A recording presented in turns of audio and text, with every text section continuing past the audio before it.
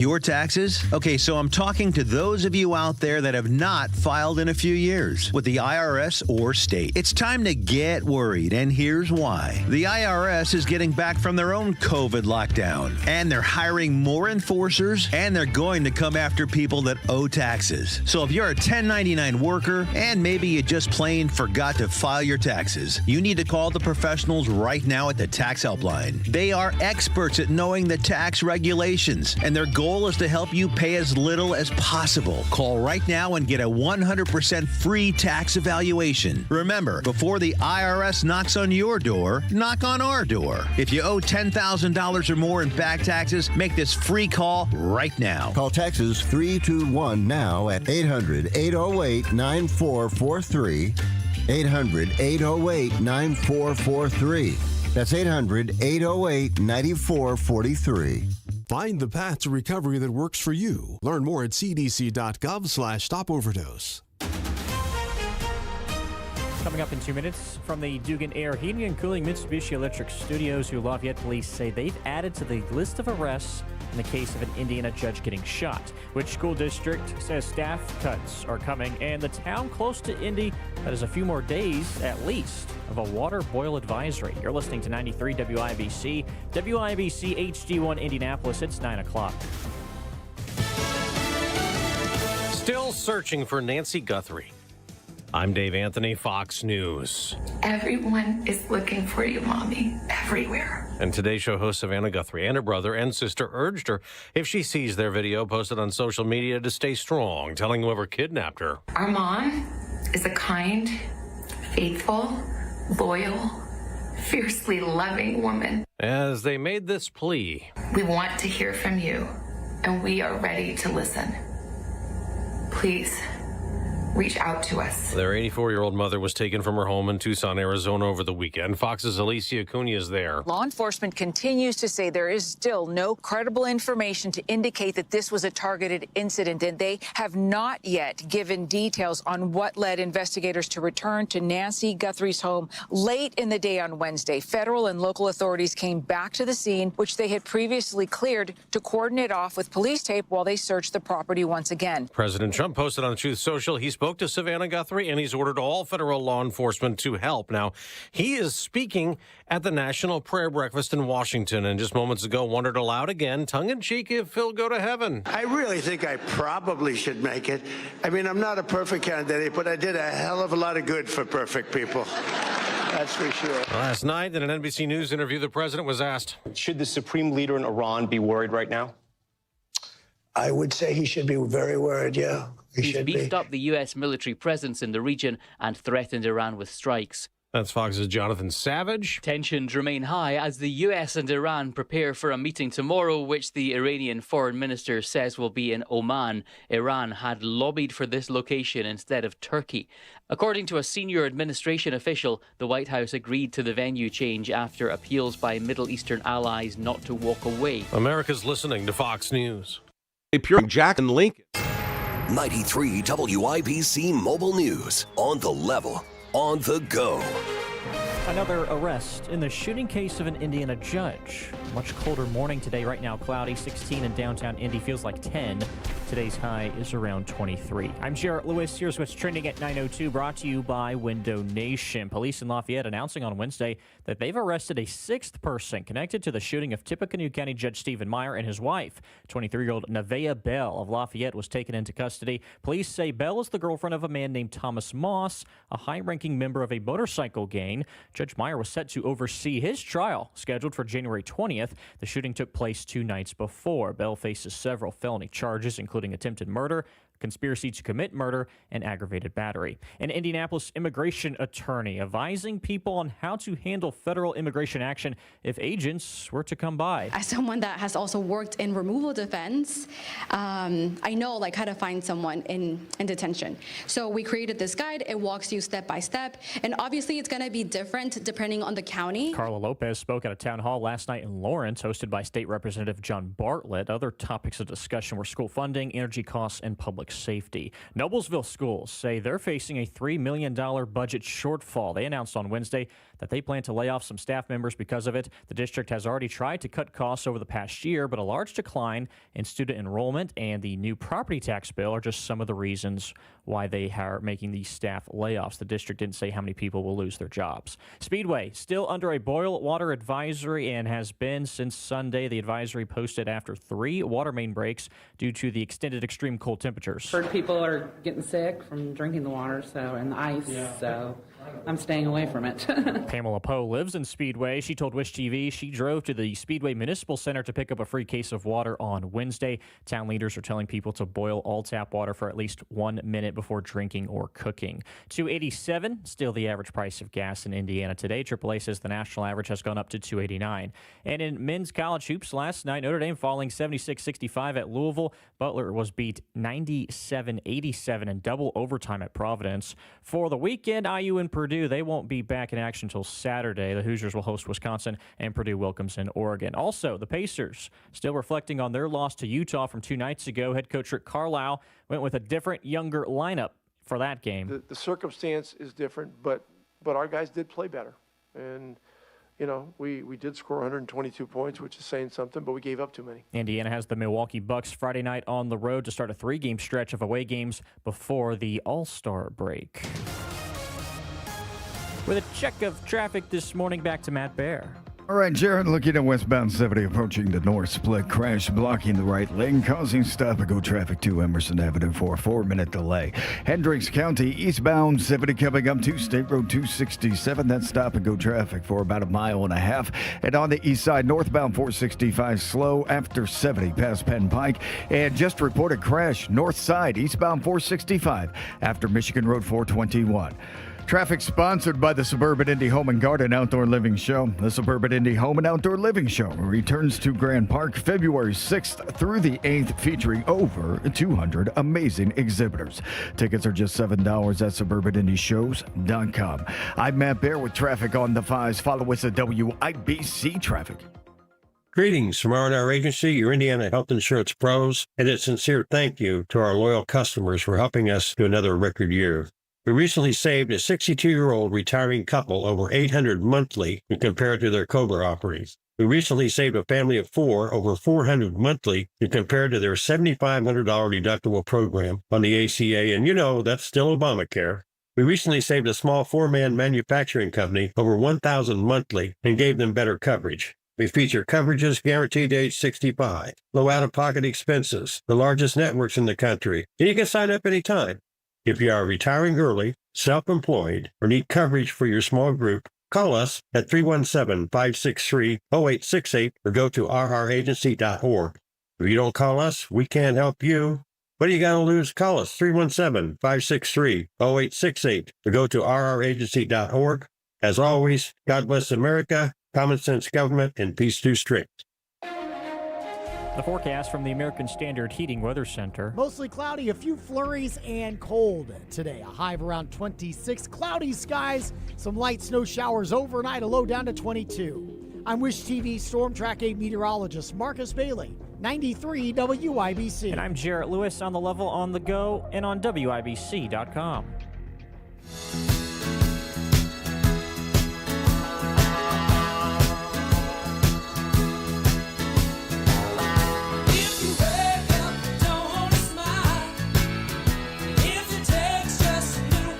Good morning. My name is Casey Daniels. That is Jim. And coming up, we're going to talk about the latest that is going on with Savannah Guthrie's mother, Savannah Guthrie from the Today Show, and the abduction of her mother, Nancy.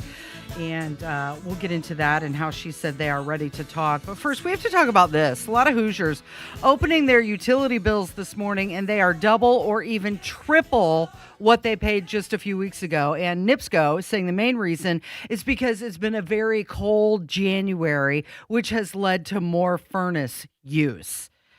The spike is part of a larger statewide increase in energy costs. This is not just about the weather.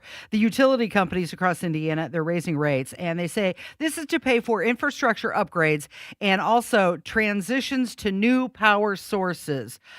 So does this have anything to do with that SMR bill that was passed back in 2025? Yeah, I mean, it's entirely possible. That act was passed in the previous legislative session last spring, signed into law by Governor Braun. Now, that was just a pilot program, but there's still not a whole lot of details about this out there as to where that's going to be done. By the way, there are also still some further bills around this legislation that are part of the 2026 legislative session as well. So I think it's probably too early for the SMR bill from last year to be directly affecting utility rates, especially to this degree. But you're right. The idea that this is because it's winter, and so all of a sudden electric costs are doubling and tripling in some instances is just a ton of BS. Look, this winter hasn't been any worse than any other winter, previous winters, and we haven't seen the utility costs, go up by double and triple on some occasions. This is just a continuance. Look, it seems like this car wreck that we've seen coming, like for a year or two now. We've been talking about this. The utility rates have to go up. They're building these data centers, which are these massive power hogs. They're not building more power. So simple supply and demand says, oh my gosh, these new data centers are coming in, sucking up all this power. We're not creating more supply. That means the cost for everybody has got to go up. And that is finally, unfortunately, coming to fruition and happening right now. Like we said, been talking about it for a year or two, keeping our fingers crossed. And now it's happening. Yeah, so state leaders, they say they're investigating NIPSCO after possible billing errors are linked to the new automated meters. It's just an error. So are you going to get a refund? NIPSCO saying they don't profit from gas prices and simply pass market costs on to customers, and that they're urging all of their customers to sign up for budget billing to spread out the costs throughout the year. And many residents are saying they're getting these delivery fees, and that's nearly expensive as the gas itself. However, everybody's frustrated because they don't understand where these delivery fees are going. And there were even protesters in Maryville yesterday, and they say this is not about just the cold weather.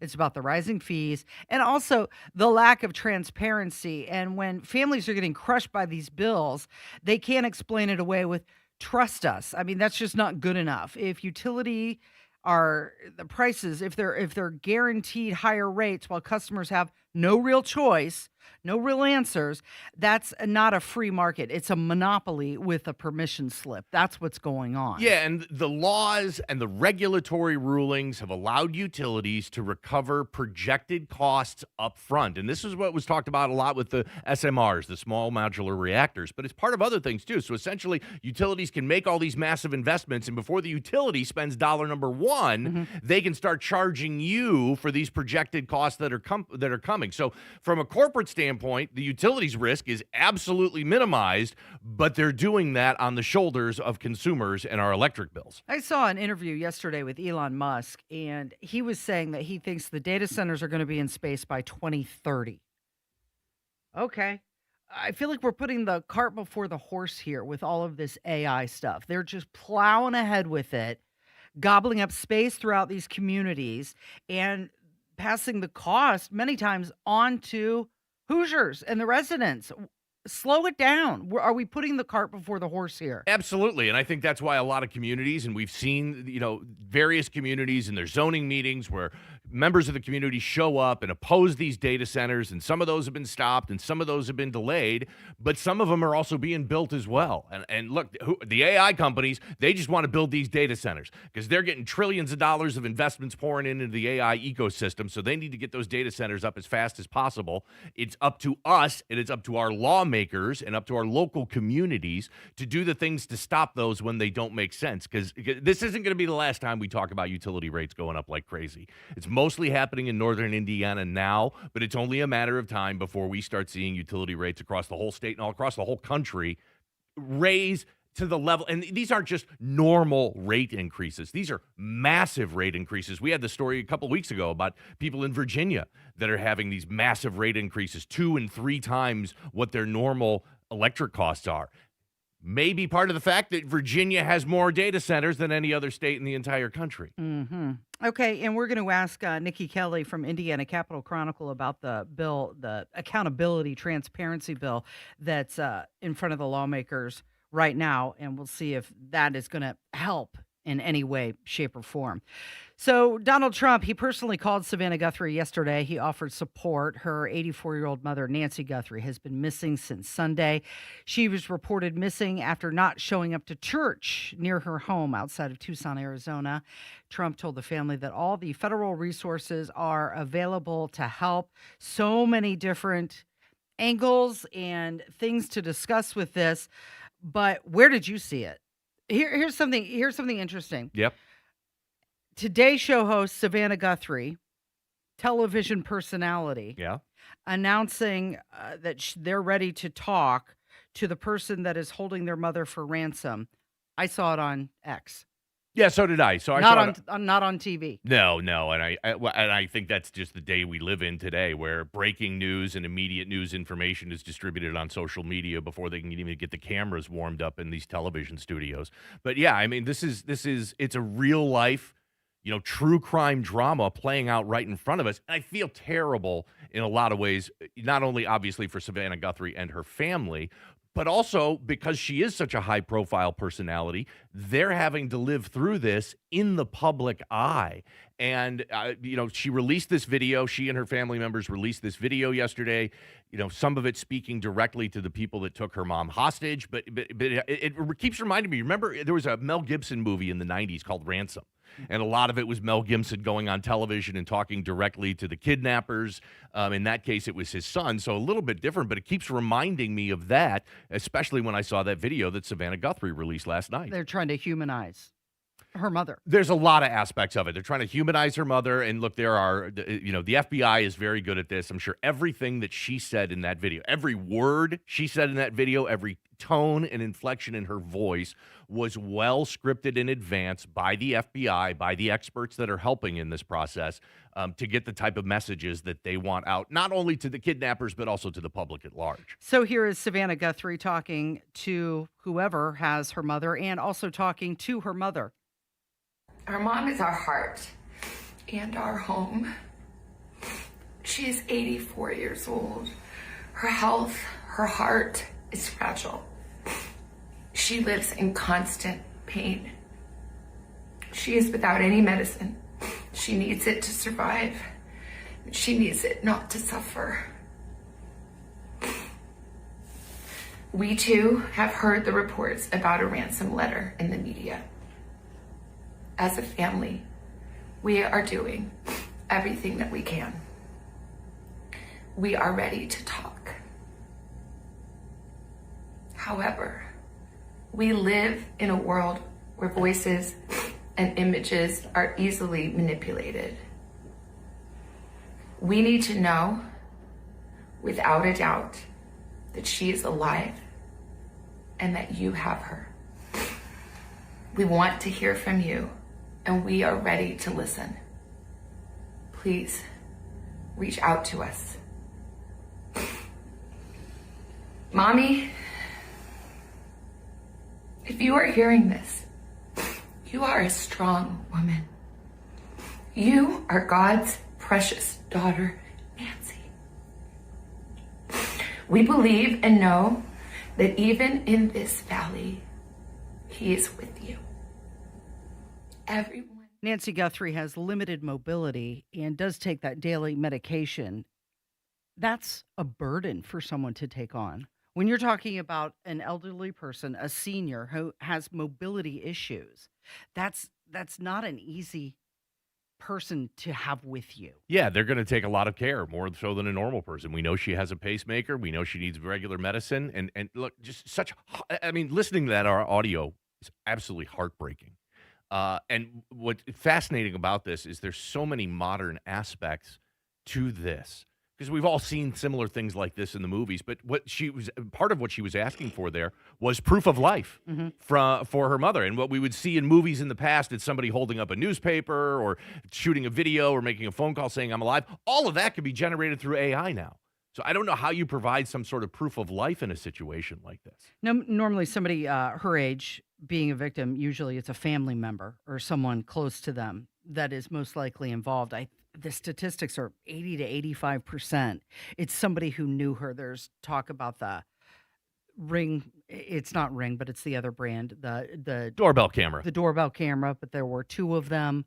And also that the sister's car has been impounded and it's now being used as evidence. The FBI has gone back and taken items. Ashley Banfield reporting that the brother-in-law, her Nancy Guthrie's son-in-law, is now a prime suspect. And you have Kash Patel going there now, working directly with a group that's already there. It's like watching a movie play out right in front of us. Another modern aspect of this, too, is that the people that kidnapped her, or if we're to believe the ransom letters, they want the ransom in Bitcoin, which is another, totally bizarre modern aspect of it. There were multiple ransom notes, and with them coming out saying that they're ready to talk does lead you to believe that at least one of them may be legit. Yeah, and apparently some of those ransom notes mentioned specific things that weren't available in the public before that information came out. Things like what she was wearing, what she was doing, items in the home, and so it did lend credibility to those ransom notes. But the fact that the kidnappers are asking for Bitcoin, which another aspect of that, Bitcoin has lost about half its value in the last month or so. It's been a major crash in Bitcoin too, which throws another twist into it, because if you're asking for 100 Bitcoin or 1,000 Bitcoin, all of a sudden that's worth half of what it used to be. It is just such a bizarre story, and just seems like we're watching a movie or a television show, but that's certainly not the case for Savannah Guthrie and her family. You're listening to 93 WIBC.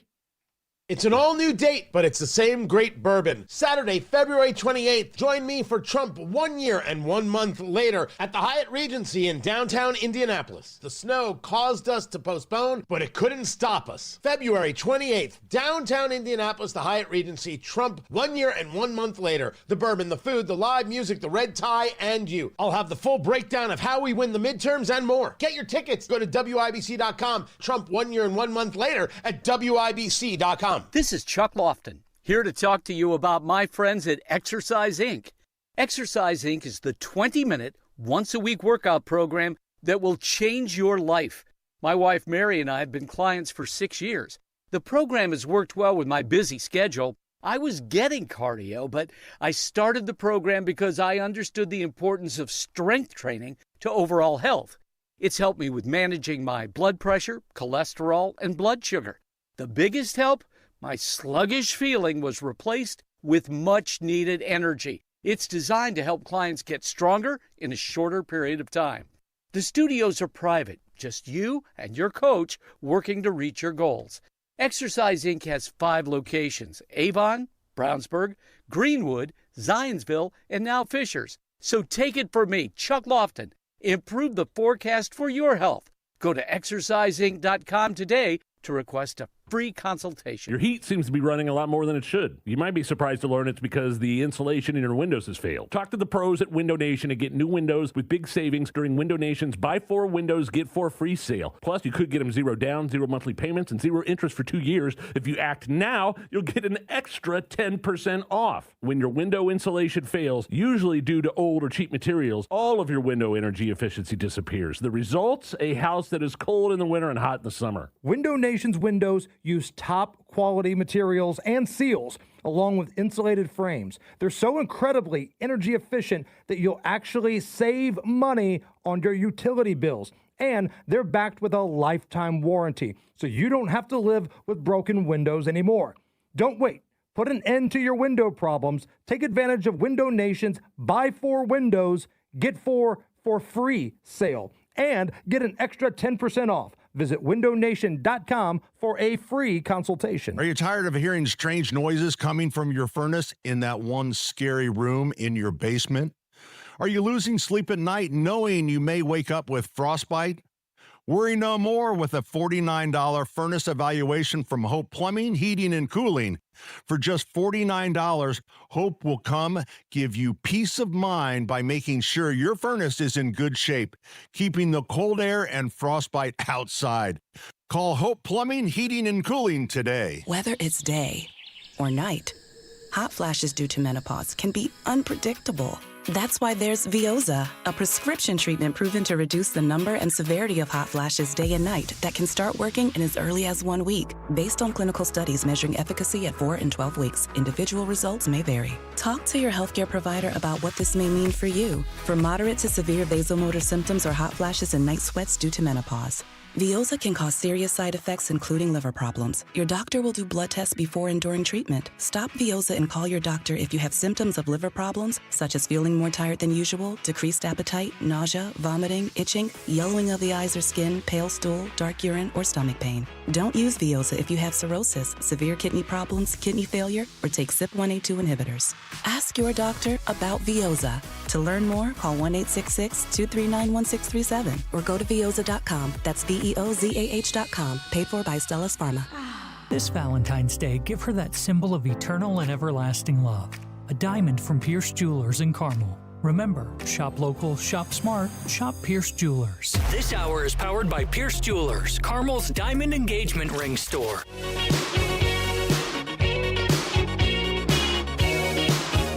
Donald Trump set to make an announcement tonight at 7 o'clock from the South Court Auditorium. What could it be this time? Meanwhile, you've got J.D. Vance on his way to Italy. Actually, I believe he just touched down. He's going there for the Olympics. Trump says the lesson from Minneapolis is to use a softer touch in federal immigration enforcement, and that is not going to sit right with a lot of people who have been supporting him in his efforts. Forcing the law doesn't mean abandoning restraint. It could very well end up with paralysis. The answer isn't less enforcement.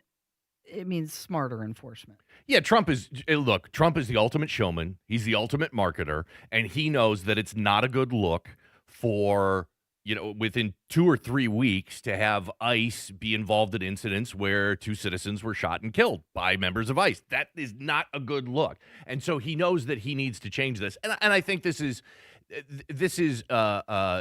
just kind of one notch down from where he was before. They're sending 700 federal immigration, enforcement agents home from Minnesota. There's still 2,000 there. He took out Department of Homeland Security Secretary Kristi Noem, sent her packing, brought in Tom Homan. So it's not like he's leaving it entirely, but he certainly does want to improve the optics of what's going on in Minneapolis, and this is part of the process of it. He did do an interview yesterday with NBC News, and they asked him about these 700 officers leaving Minneapolis and if that came from him, and here's his answer. That big change on immigration, 700 officers leaving Minneapolis. Did that come from you? Yes, it did. But it didn't come from me because I just wanted to do it. We are waiting for them to release prisoners, give us the murderers that they're holding, and all of the bad people, drug dealers, all of the bad people. We allowed in our country, I say 25 million people with an open border policy for 4 years under Biden and that group, the Autopen group, I call them. We allowed to come into our country people the likes of which no country would accept, and we're getting them out. Yeah. But we've gotten a lot of them out. So crime now in Minnesota, crime now in Minneapolis is down. Crime in all cities is down. And you know why it's down? It's down because of us. It's down in Chicago by 25%, despite the fact that we are always dealing with these people, and they happen to be Democrats, that don't know anything about crime prevention. So the border czar, Tom Homan, he announced the 700 federal immigration and border agents being pulled back. And Homan said the reduction is possible because now some of the counties there are now cooperating more closely with the federal agents. Some jails, in fact, are even allowing ICE to take custody of illegals directly while they're in jail. During that NBC interview, Trump was asked if he still believed that Kristi Noem was delivering on his vision of immigration. Do you still believe in Kristi Noem to deliver on your vision of immigration? Look, she was in charge of the border. The border's closed. I mean, everybody gives me A+ on the border. The border was a disaster. People were pouring into our country. But what about the enforcement? They don't even try and come up now. You know the beautiful thing? The caravans. I think I came up with that name. Thousands of people, 25, 30,000 people in a group. You know who sent them? Their countries. They sent the people that they didn't want. Not only criminals, people that didn't want to work hard, etc. They know who it is. They sent them into our country. We have nobody coming in anymore. We have very good. You just asked me, Kristi, we have the best crime numbers that we've had in 125 years. I think she's doing a very good job. Again, public relations. She's not getting credit for the job that she does.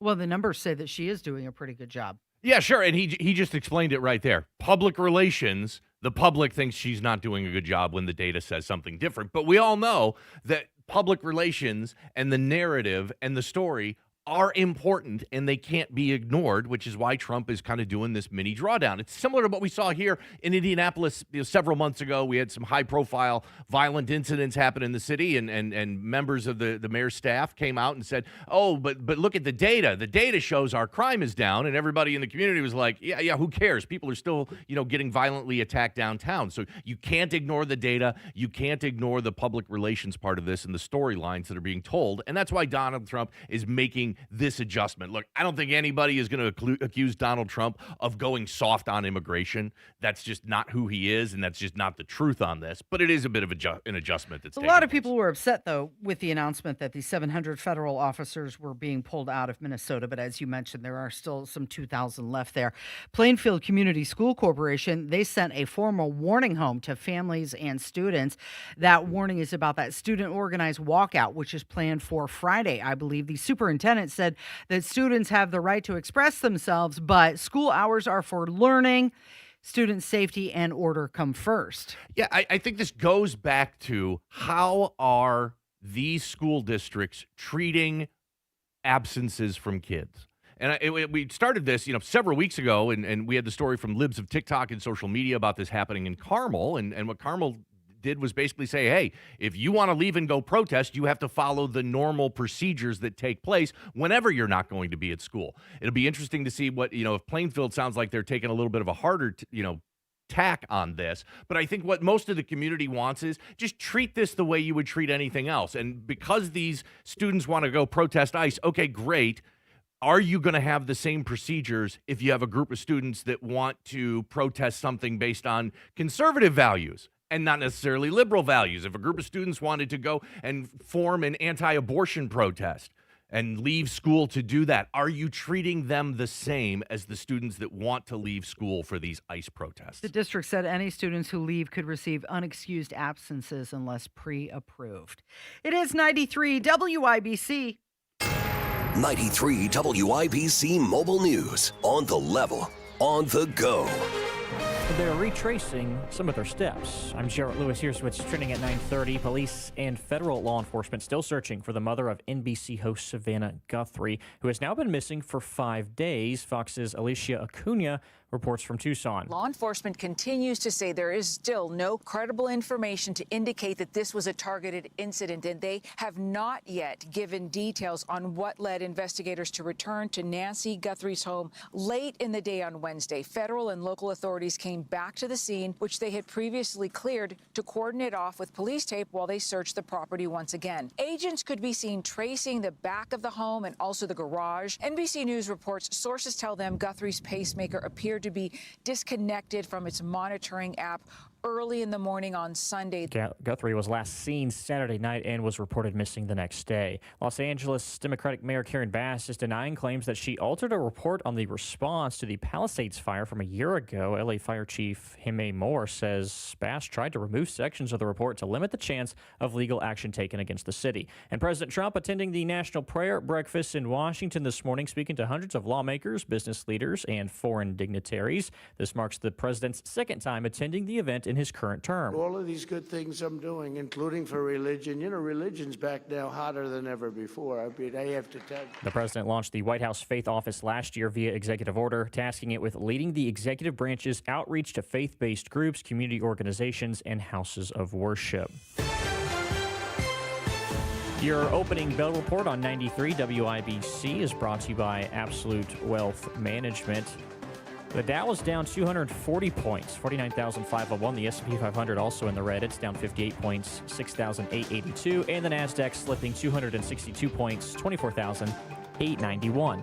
I'm Jarrett Lewis on the level, on the go, and on WIBC.com. It's time. You've been putting off that kitchen or bath remodel long enough. What are you waiting for? Get started today with Boer Remodeling. Boer Remodeling customer Kathy had a bath remodel with Boer. Kathy, talk a little bit about your experience. Our experience with Boer has been terrific. The process was so easy and seamless. When we decided to do a larger remodel of our first floor, Boer was the first company we thought of hiring. And were you happy with the results? The results are amazing, and we are so happy with our home and the work that Boer did. Peter is another recent Boer Remodeling customer with a new kitchen. Peter, what was the best part about working with Boer? We especially liked the active participation that we were able to have in selection of stone for the countertops. Really came out beautiful. The cabinets also came out very, very well. The best materials, the most skilled craftsmen in Central Indiana. They'll guide you through the entire process. Start with a free consultation. Talk to Boer Remodeling today. That's BOOHER, BoerRemodeling.com. Hey, this is Spencer Thompson, and now through Monday, February 16th, it's the President's Day sale at Thompson Furniture and Mattress in Columbus. Lazy Boy recliners start at $399. Smith Brothers sofas start at $18.99.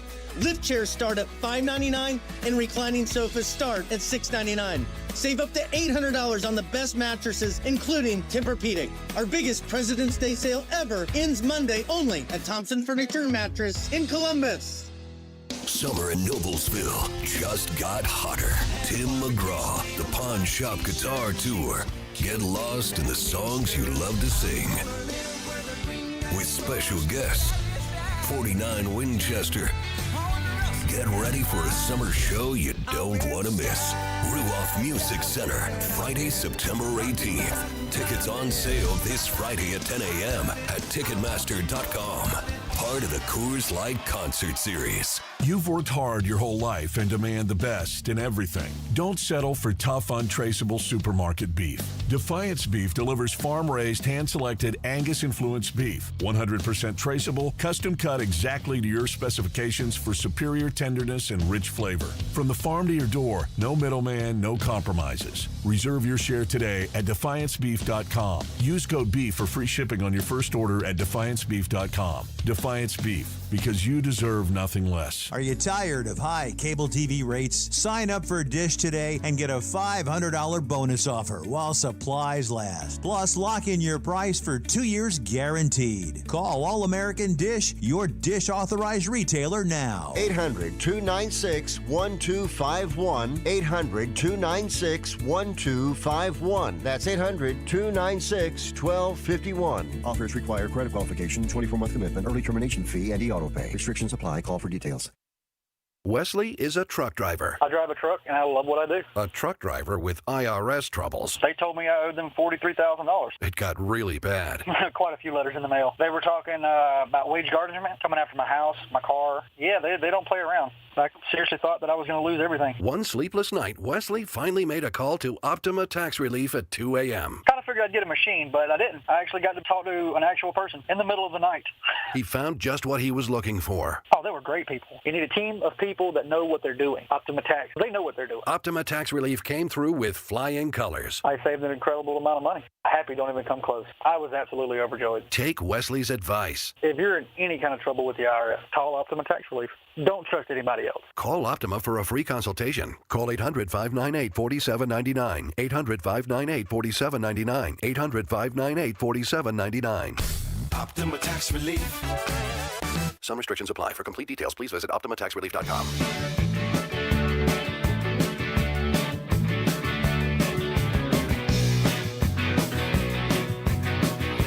What is happening with the SAVE Act? Well, Republicans are pushing the Senate to take up the SAVE Act, a voting reform bill. The bill would require proof of U.S. citizenship when registering to vote and also require photo ID when voting. The SAVE Act has already passed the House. Now, GOP leaders say the bill is a common sense safeguard necessary to protect election integrity and supported by a majority of voters. We discussed that a little bit yesterday. Yes, a majority of voters. Over 70% of people across all demographics agree that, yeah, we should have the SAVE Act. And you've got the Vice President, J.D. Vance. He has endorsed the SAVE Act as well. There's a bill Let's right get the now. SAVE Act. Right. Let's get the SAVE Act. No, But what's going to happen with that? Well, we're working very hard right now to get the Senate to approve it because if the Senate approves it, we think the House would approve it too.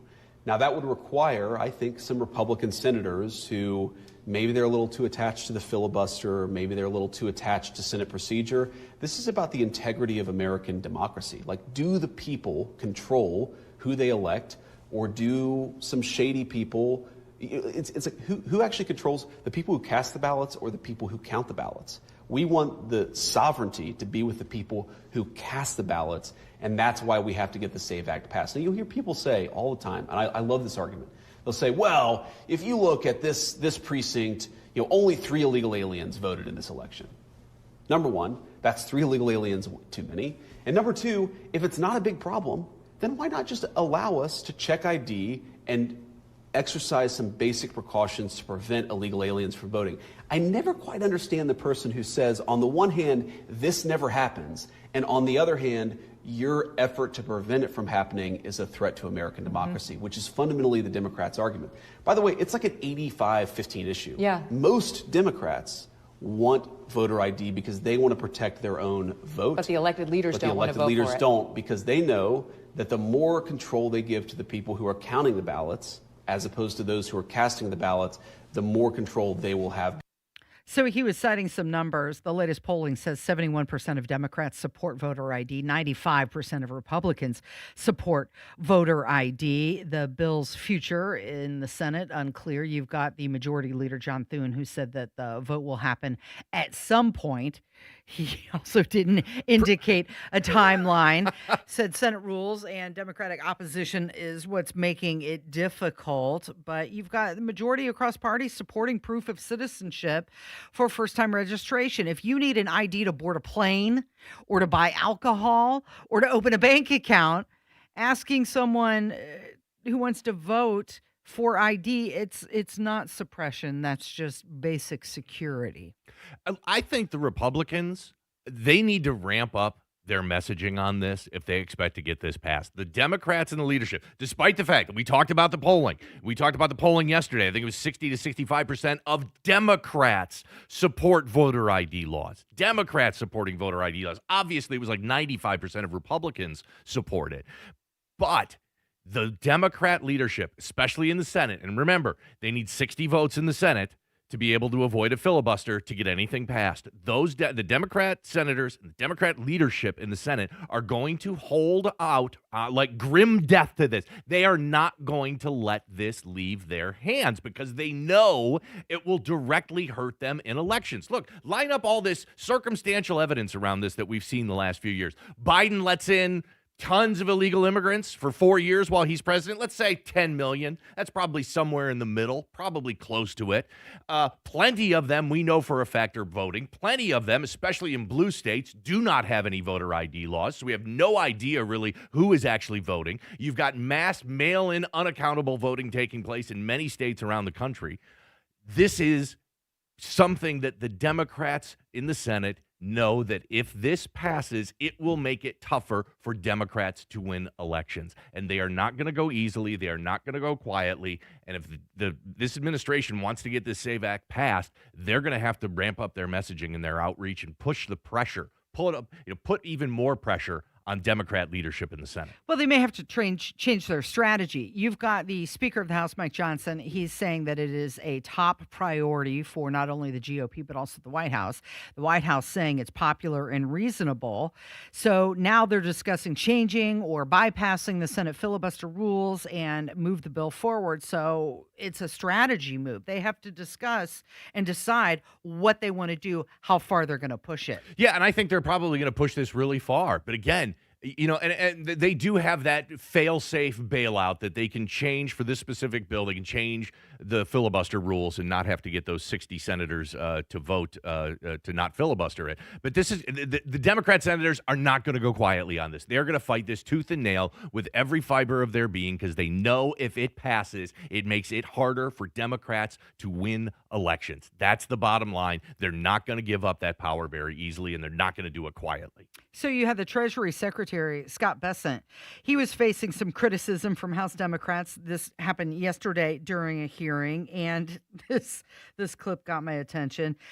You've got Maxine Waters, and it's number 6, Kevin, and she's going off on this unhinged rant, repeatedly talking over the Secretary of the Treasury, and then when she gets finished, you've got Bessent just going back with one of his trademark daggers. Listen to this. Consumers and on housing or affordability and putting the economy at risk. Yes or no? You don't have to explain. Representative Waters, will you be the voice? Will you be the voice?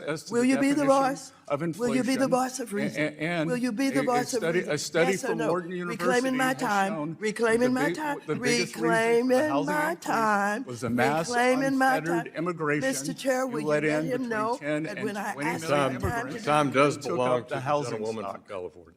10 and 20 million immigrants took up the housing stock of working Americans, and can you maintain some level of dignity? Gentleman's time has expired. No, my time has not expired. Was she really interested in answers, or did she just want a spectacle there? She just wanted a sound clip. But look at what she was doing there. She was saying repeatedly, can you be reasonable? Can you be reasonable? While she's sounding like a crazy person, repeating it over and over again, and her clearly not being reasonable, asking if he's going to be reasonable. Yeah, and instead of debating the policies, they were there to talk about inflation and housing costs and overregulation. Instead, it just turned into this insults and theatrics. And if you want to know why nothing ever gets done in Washington, there's Exhibit A, and here is Exhibit B. On behalf of I take that as a no. On behalf of your you do not want to answer that question. I take that as a no. For a $7 billion. I'm asking you to do your responsibility as Secretary of the Treasury. You do not. Mr. Makes, will you? Time has expired. What's going on there? He's the one that went past your time, Mr. Chairman. No, and he did not answer my question, and he wouldn't pass the time. He had 6 seconds left to try to answer the question. It was a yes or no. It was a yes or no answer. I asked him, Willie, no, was that yes or no? The OCC is an independent Stop covering for the president. Stop being his flunky. And Gentlemen.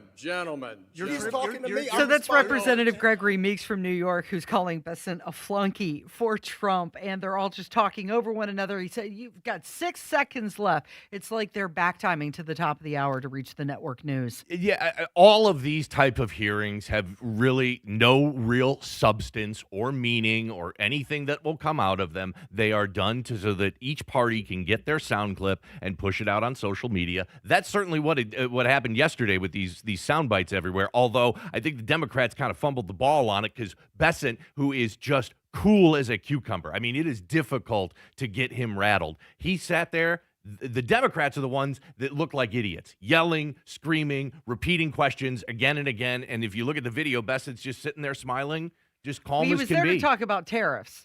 Did you get any answers out of any of that? I don't think I heard the word tariffs once in any of that, but it's designed to generate sound bites for social media. And the problem with this is that a lot of members of the Trump's cabinet are outstanding at this. I mean, Trump himself is great, but J.D. Vance, Marco Rubio, Scott Bessent, these guys are unflappable and kind of in their own element in these House meetings, and most of these clips turn out to be beneficial for Republicans and not the Democrats that sound like lunatics asking these questions. So McDonald's is offering a Chicken McNugget caviar kit, and this is ahead of Valentine's Day.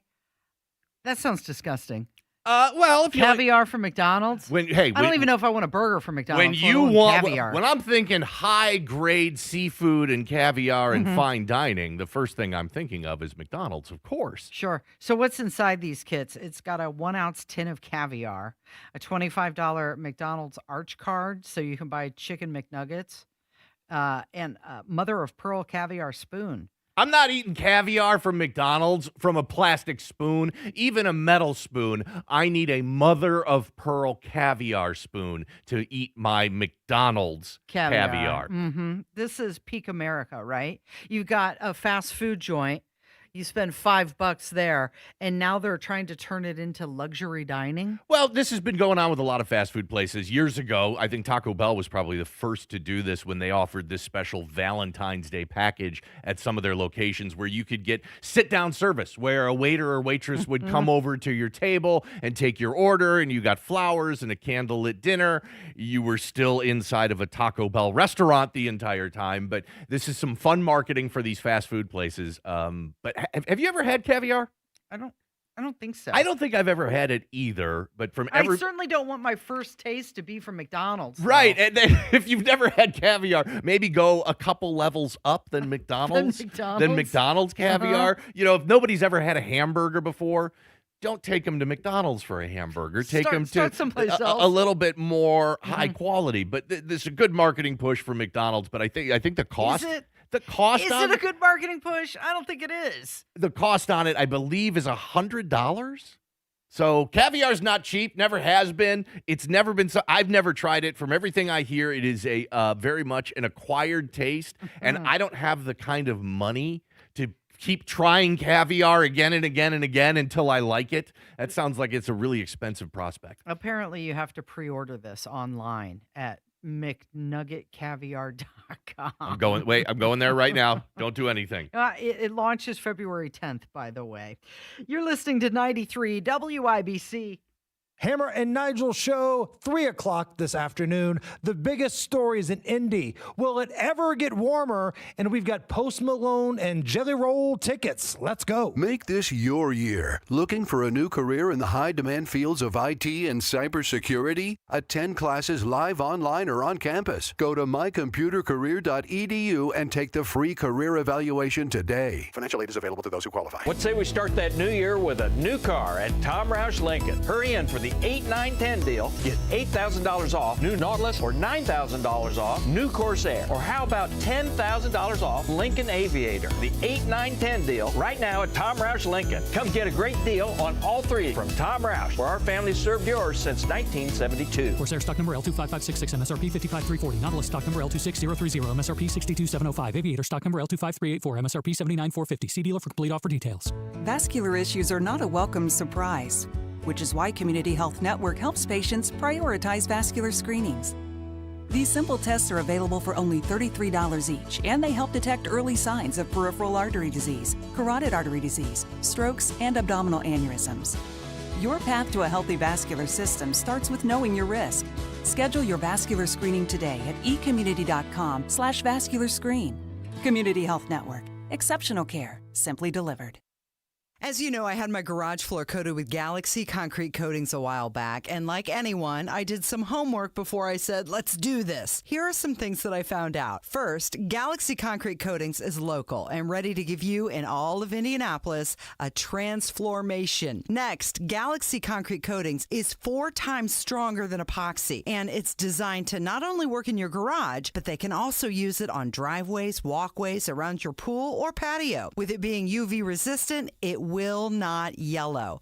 Oh, and it's ready to go in 24 hours, so you can drive, walk, run, dance, splash on it right away. Now for my fun part. I got you 15% off. Just tell them when you call 317-343-0879 you want the Casey deal. You got to tell them the Casey deal for 15% off. And check out their site at galaxyconcretecoatings.com. They are truly out of this world. When the cold takes over, Bassett Services is the name you can trust to keep your home warm and safe. From furnace repairs to full system replacements, we provide reliable solutions with care and professionalism. For urgent repairs or routine maintenance, Bassett delivers service you can depend on. We've been the first call for heating and cooling in Indianapolis for decades, so sound the hound at BassettServices.com for all your heating needs. Bassett Services. Always by your side. This President's Day, Pure Talk is honoring Jackson and Lincoln by offering unlimited talk, text, and plenty of data for just $25 a month. Meanwhile, Big Wireless is honoring Ben Franklin by charging families hundreds of dollars for the same 5G coverage. What? Franklin wasn't even a president. Hang on to those Benjamins. Dial pound 250, say Micro, and save 50% off your first month. That's pound 250, Micro, to switch to an American wireless company that's truly unprecedented. Pure Talk. Win tickets to see Troop Vertigo, Cirque Magic with the Indianapolis Symphony Orchestra this Friday and Saturday. Experience breathtaking acrobatics, stunning choreography, and music from Wicked, Harry Potter, and more. More details on WIBC.com. Coming up at 10 o'clock, Nikki Kelly from Indiana Capitol Chronicle is going to join us. And guess who's in the news again?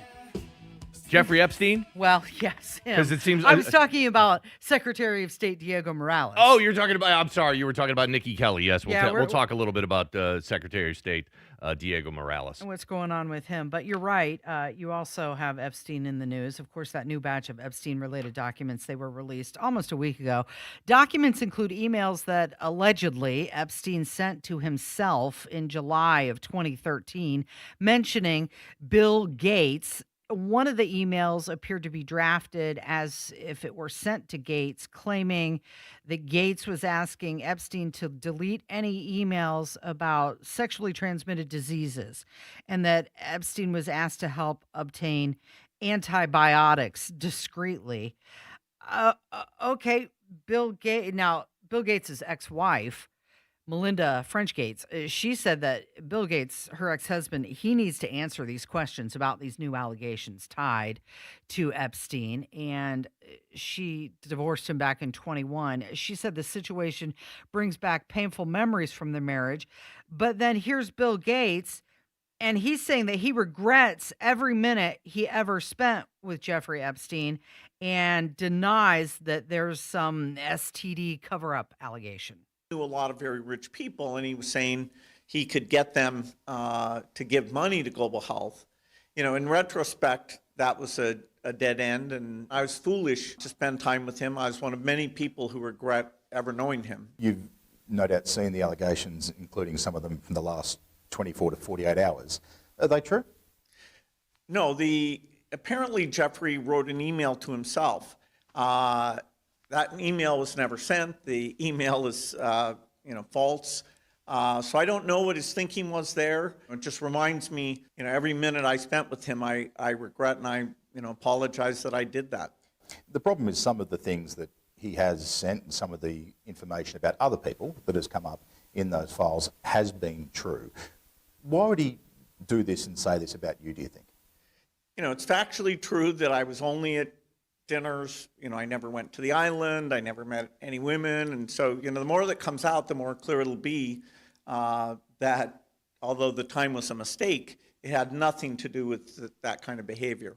So this Gates spokesperson said that all of these claims were absolutely absurd, completely false, said the emails showed that Epstein is just trying to defame or entrap Gates, and that he has previously said that the relationship was a huge mistake, and that's what he's continuing to say now. But at the end of the day here, these powerful people, they don't get a pass just because the accusations are messy or uncomfortable. There's a lot of names that are showing up, and transparency matters no matter how famous, wealthy, or politically connected you are. They have to answer for wrongdoings. I think what is the most grating, infuriating aspect of this is that Bill Gates has spent the last 10, 15, 20 years of his life as this, one of the richest men in the world, an absolute powerful elite, and he has been constantly finger-wagging at the rest of us, whether it was on environmental issues and finger-wagging at us to, reduce our carbon footprint and look for alternative fuels. Meanwhile, this guy owns many massive mansions. I'm talking like 60,000 square foot mansions across the world. He flies on a private jet everywhere. He sat there and wagged his finger at us to, wear a mask in public during COVID, to go get our vaccine, and now it turns out that on the surface looks like he was a dirtbag the entire time. And one of the allegations is that he wanted to get prescription medication for this STD so that he could secretly put it in his wife's food, right, so that she wouldn't find out in case he ended up giving it to her. Just infuriating. This is why people hate the elites in this country at this point in time. You're listening to 93 WIBC. And I'm hungry like the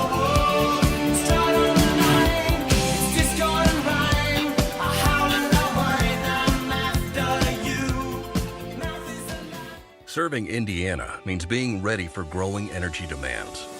At Duke Energy, we're adding more power to the grid and working on hundreds of local projects to make your energy more reliable. We've strengthened nearly 20,000 poles, updated more than 270 substations, and prevented hundreds of thousands of outage hours with self-healing grid technology, so your power can come back on faster than ever. That's the smarter energy future Indiana deserves.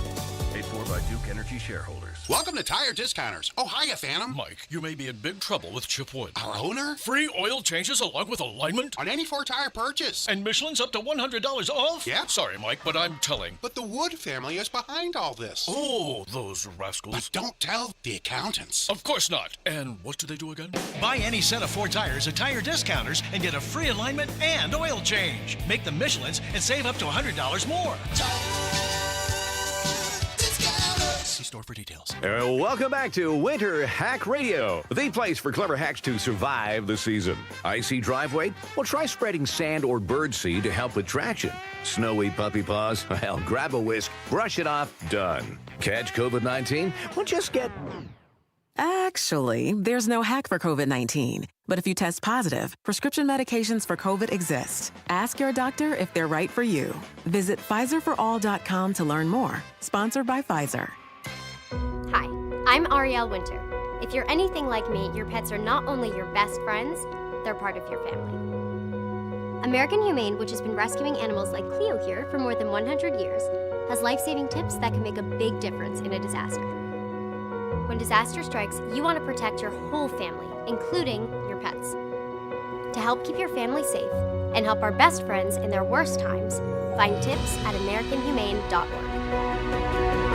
There's no championship league for small business owners, but if there was, you'd be at the top of the standings. Because going pro with Lenovo Pro means you've got the winning formation, one-on-one advice, IT solutions, and customized hardware powered by Intel Core Ultra processors help you stay ahead of the competition.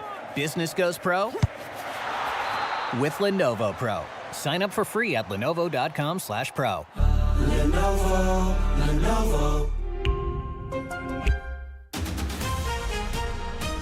In 2 minutes from the Dugan Air Heating and Cooling Mitsubishi Electric Studios, who's now been charged in the shooting case of Indiana Judge Stephen Meyer and his wife. What the Marion County Election Board is revealing about a video pertaining to Indiana's Secretary of State, the tough position Noblesville schools says they're in, and how much longer Speedway residents will be under a water boil advisory. You're listening to 93 WIBC, WIBC HD1 Indianapolis. Time for Fox News. It's 10 o'clock. Religion is making a comeback. I'm Dave Anthony, Fox News. That's what President Trump just said. The churches are now coming back stronger than ever. Nobody's ever seen anything like it, actually. So. Addressing the National Prayer Breakfast. To support this exciting renewal this morning, I'm pleased to announce that on May 17th, 2026, that we're inviting Americans from all across the country to come together on our national mall to pray. Now, he says they'll rededicate One Nation Under God, celebrating the American 250th anniversary. The president also touted his crackdown on crime from Washington to New Orleans and the illegal immigration enforcement operations. We have to get the bad ones out. We have to do it. We can't let that happen, and we're being very tough in law and order. The morning after, he told NBC News they might need a softer touch after the controversial operation in Minneapolis and deadly shootings that led to angry anti-ICE protests. The president also told NBC Iran's supreme leader should be worried that he could take action like last year's bombings if Iran doesn't make a nuclear and missile deal. If we didn't take out that nuclear, we wouldn't have peace in the Middle East because the Arab countries could have never done that. They were very, very afraid of Iran. Yeah. They're not afraid of Iran anymore. There are U.S. and Iran direct talks scheduled tomorrow in Oman. The search for Nancy Guthrie continues. She's 84 years old. Her health, her heart is fragile. Today's show host Savannah Guthrie and her brother and sister put that video out on social media days after their mom was kidnapped from her Tucson, Arizona home, and they urge whoever took her to contact them. We need to know, without a doubt, that she is alive and that you have her. It's day 2 of the Winter Olympics, and a stomach virus came to play, putting more than half the roster of Finland's women's hockey team in quarantine, postponing today's game against Canada as the women's hockey tournament starts. The U.S. plays Czechia this hour. The opening ceremony's tomorrow. America's listening to Fox News. 93 WIBC Mobile News. On the level, on the go. She's joining the group of 5 suspects. Cloudy skies at 16 in the Circle City, just a high of 23 for today. I'm Jarrett Lewis.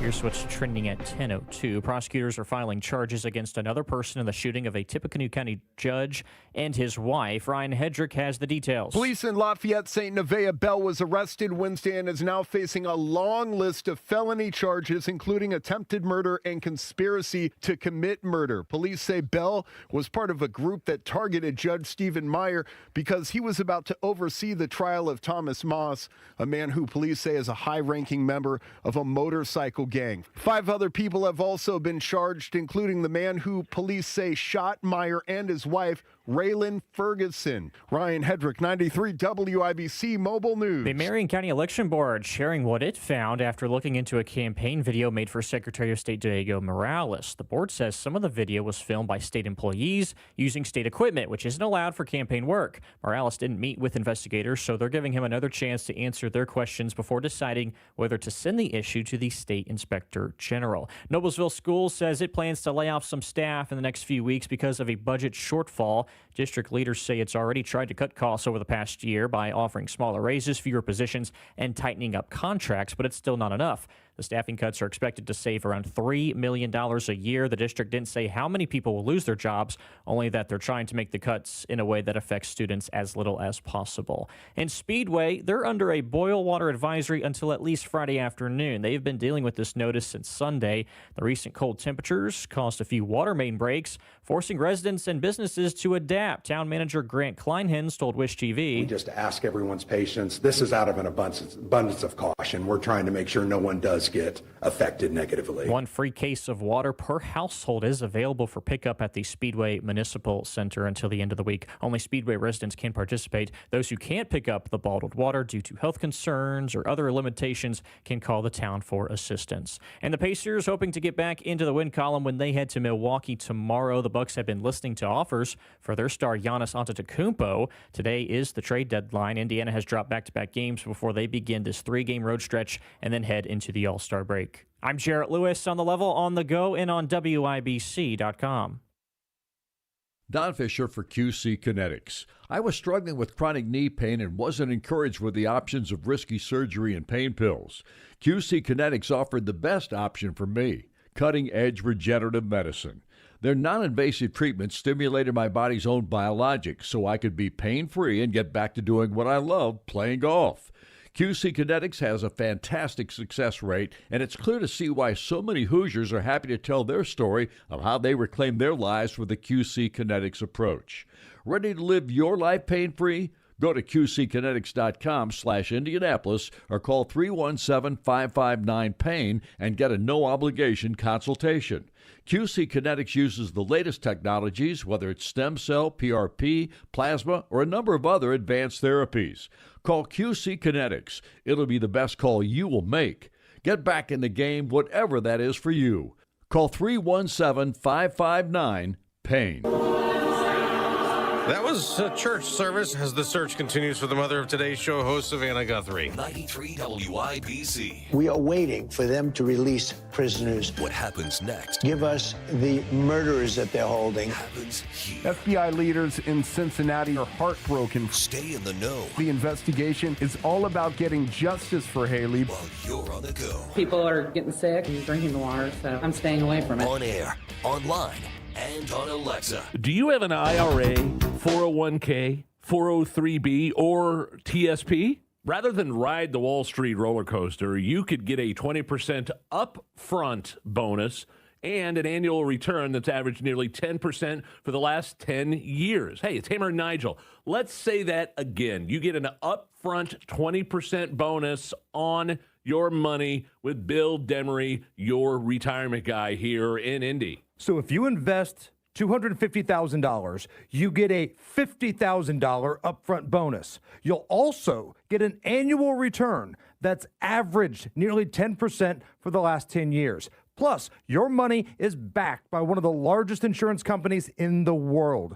Learn more from the retirement guy that we trust, Bill Demery, here in Indy, 317-648-5120. 317-648-5120 or visit yourretirementguy.com.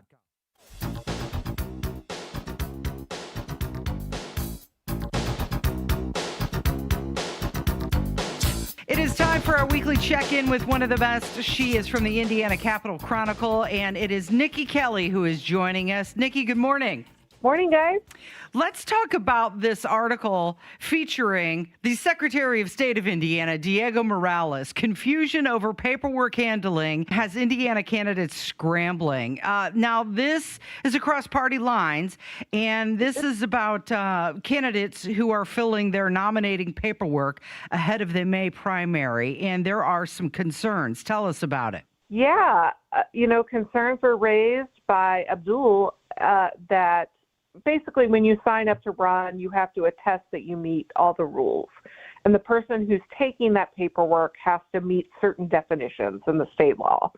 And there was concern that, like, if you file at the election division, all of those employees can do that. But many of these people were filing at the Secretary of State's, like, home office in the State House. And there was concern that he hadn't properly deputized them and filed that paperwork so that someone could challenge a filing taken in by those people. And so basically Republicans and Democrats have been getting advice to come in and refile. We spent a few hours, my reporter Tom Davies spent a few hours at the election division yesterday, and people were streaming in to refile, some of them having to drive hours to do that. Fascinating little wrinkle. So what does this imply about the internal process? Well, here's the deal. Secretary of State Diego Morales says his office did nothing wrong. Of course. Everything's fine. However, I'll point out some timing issues. Those authorizations for those special deputies weren't filed until after that story, the afternoon after that story came out. And they said, well, then when we asked about it, they told us, well, there's no requirement that they be filed with the election division. But you can't have it both ways, right? Like, if you don't need to file them, then why did you suddenly run and file them? Mm-hmm. And, and they said before that they hadn't had any of those filed since the previous Secretary of State, Holly Sullivan. So, it remains to be seen, I guess. And it's not as clear-cut as, like, if you would just automatically be kicked off the ballot, but it would start out your campaign in a bit of a mess if someone could contest it based on that. Hey, Nikki, has this happened before? I don't recall ever hearing something like this. I don't know if you have, or do you think this is maybe something that has been happening, but it was just discovered this election cycle? Yeah, I mean, I've never heard of it. That could be the thing. Although, again, under Holly Sullivan, she filed these proper, attestations or special deputy documents. So at least one former Secretary of State did right. it. So, yeah, I mean, it's pretty weedy, really into the weeds. But, in politics, anyone will go after anyone. So it would have been an opportunity for an opponent to file with the election board and try to kick you off. And for those not refiling, I guess that's still an opportunity. I don't think the election board would actually do that, but, You never know. How many candidates actually had to refile or plan to do so? And do you know, are there certain offices or regions that have been affected more than others? No, it's really up in the air. It could be hundreds. It just depends where they filed. If they filed at the election division office, no questions. If they filed at the Secretary of State's office, those were the questions. So it really just depends where they went to file it. Yeah. That's funny because I see a lot of posts on social media from various candidates standing in front of the Secretary of State's office holding up their paperwork.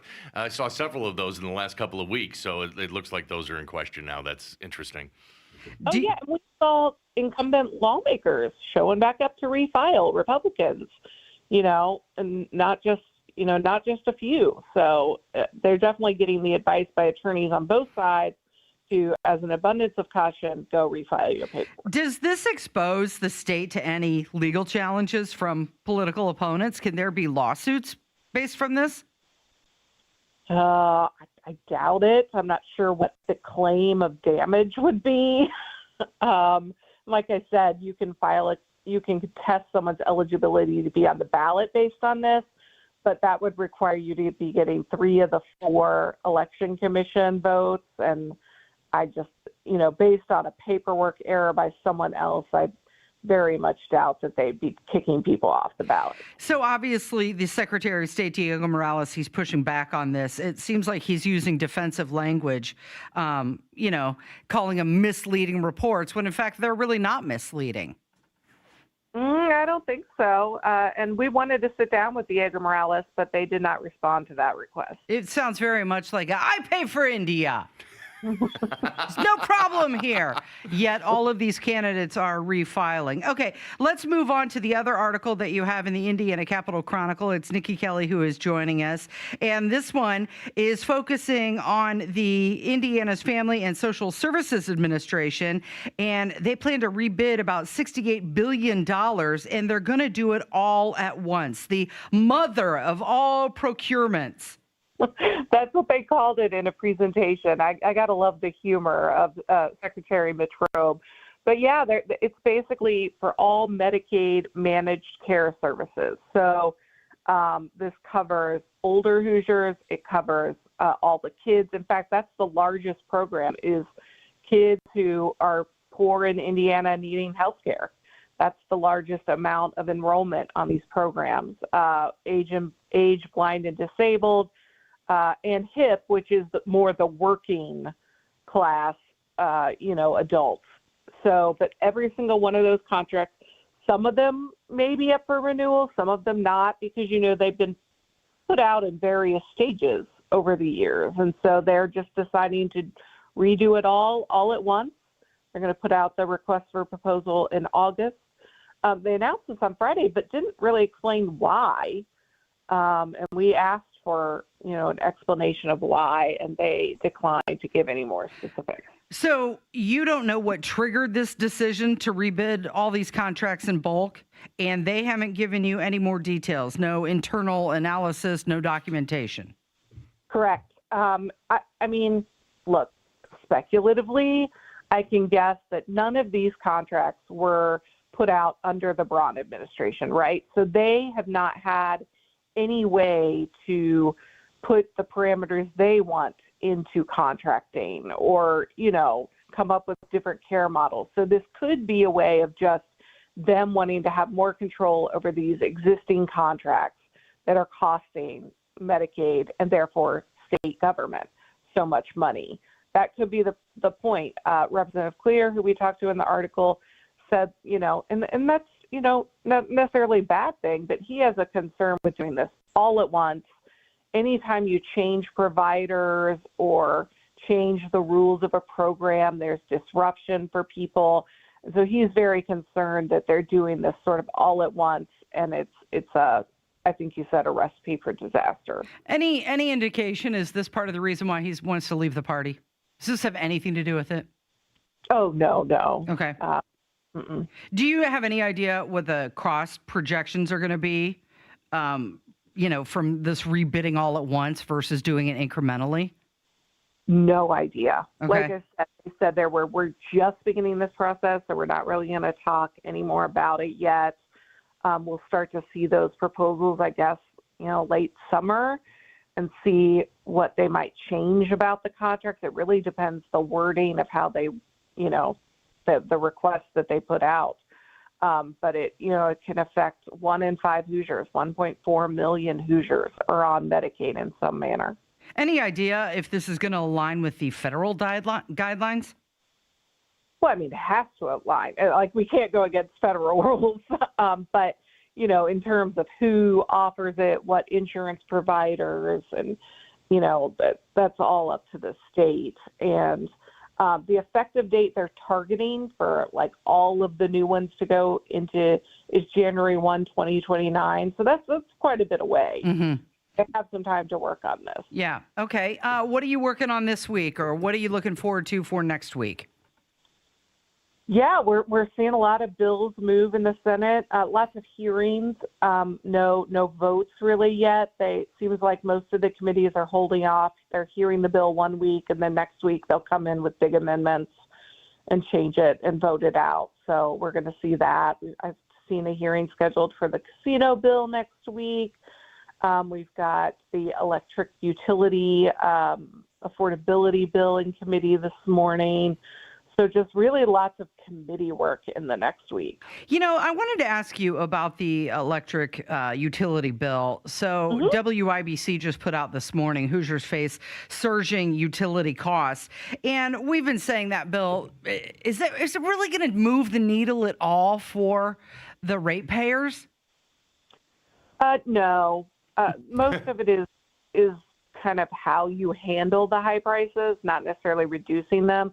There is a section that would provide a different way of doing performance metrics on multi-year rates. So that might help a little in the future, but we're talking a couple of years down the line. Yeah, so Hoosiers aren't going to see any relief immediately, even if that bill. Hey, Nikki, I got one last question passes. for you. Because we were in session in December and then we came back in January, remind me again, how much longer do the lawmakers expect to be in session before they wrap things up? Yeah, usually the statutory deadline is to be done by March 14th. Because of that December couple weeks they spent, they are targeting to be out the end of February, which is, I think, February 27th is that Friday. So that's their goal, and as far as I know, they're on schedule for that. That's why there have not been a lot of breathing room. This session it's very compressed into an even shorter time frame than usual. And that just puts a little bit more pressure on you, doesn't it? Well, on everyone. I always feel for the lawyers, the staff members, they're still trying to basically do the same amount of work in 2 weeks less time. She's one of the best from the Indiana Capitol Chronicle. It is Nikki Kelly. Thank you for joining us this morning. Thanks. Have a good one. It is 93 WIBC. For you, the CDC recommends you get vaccinated against pneumococcal pneumonia. Even if you're healthy, your age puts you at risk. People 50 or older are over 6 times more likely to be hospitalized with pneumococcal pneumonia compared to adults 18 to 49. Just one shot can help protect you. Learn more and schedule at vaxassist.com. That's VAXassist.com. Sponsored by Pfizer. Were you born from 1945 to 1965? People born during these years are 5 times more likely to have hepatitis C. But most people don't know they are infected. So even if you try to eat right, exercise, and take care of yourself, you can still have hepatitis C, a serious liver disease that often has no symptoms. In fact, people can live with hepatitis C for decades without feeling or looking sick. But over time, hepatitis C can cause serious health problems, including liver damage, liver failure, or even liver cancer. Getting tested is the only way to know if you're infected with hepatitis C. That's why the CDC recommends everyone born from 1945 to 1965 get a blood test for hepatitis C. Treatments are available that can cure this disease. So talk to your doctor about getting tested. It could save your life. A message from the CDC. My grades were bad. I would get D's and C's. I appeared to be doing good at my school life, but if you would see me at home, it would have been a completely different story. I mean, it was just rough focusing on school when your mother is somebody you have to take care of. It got worse and worse and worse throughout the years. There are students who need somebody. They can trust someone, and it could be the first person they've ever trusted in their life. Communities in Schools is lowering America's dropout rate by helping more than 1.3 million kids every year get whatever they need to succeed in school. If something was going on at home, we would go just stop by Miss Liberty's office and talk to her. Communities in Schools vouched for me when everyone else had lost hope. You can help change the picture of education right here in your community and across the nation. Visit communitiesandschools.org. I hear people say we can't save every kid, but I think that we can. Were you born from 1945 to 1965? People born during these years are 5 times more likely to have hepatitis C. So even if you try to eat right, exercise, and take care of yourself, You could still have hepatitis C, a serious disease that's a leading cause of liver cancer. If you were born from 1945 to 65, you should get a blood test for hepatitis C. Treatments can cure this disease. Talk to your doctor about getting tested. A message from the CDC. The Suburban Indie Home and Outdoor Living Show returns to Grand Park, February 6th through 8th. Shop over 200 exhibitors. Tickets are only $7. SuburbanIndieshows.com. It's hard to keep track of all the health information that comes your way, but you still want to make the right decisions. Here's an easy one. Get tested for hepatitis C. It's a leading cause of liver cancer and often has no symptoms. People born from 1945 to 1965 are 5 times more likely to have hepatitis C. The good news is that now it can be cured. Talk with your doctor about getting a blood test for hepatitis C. Know for sure. A message from the CDC. This hour is powered by Pierce Jewelers, Carmel's Valentine's Gift Headquarters.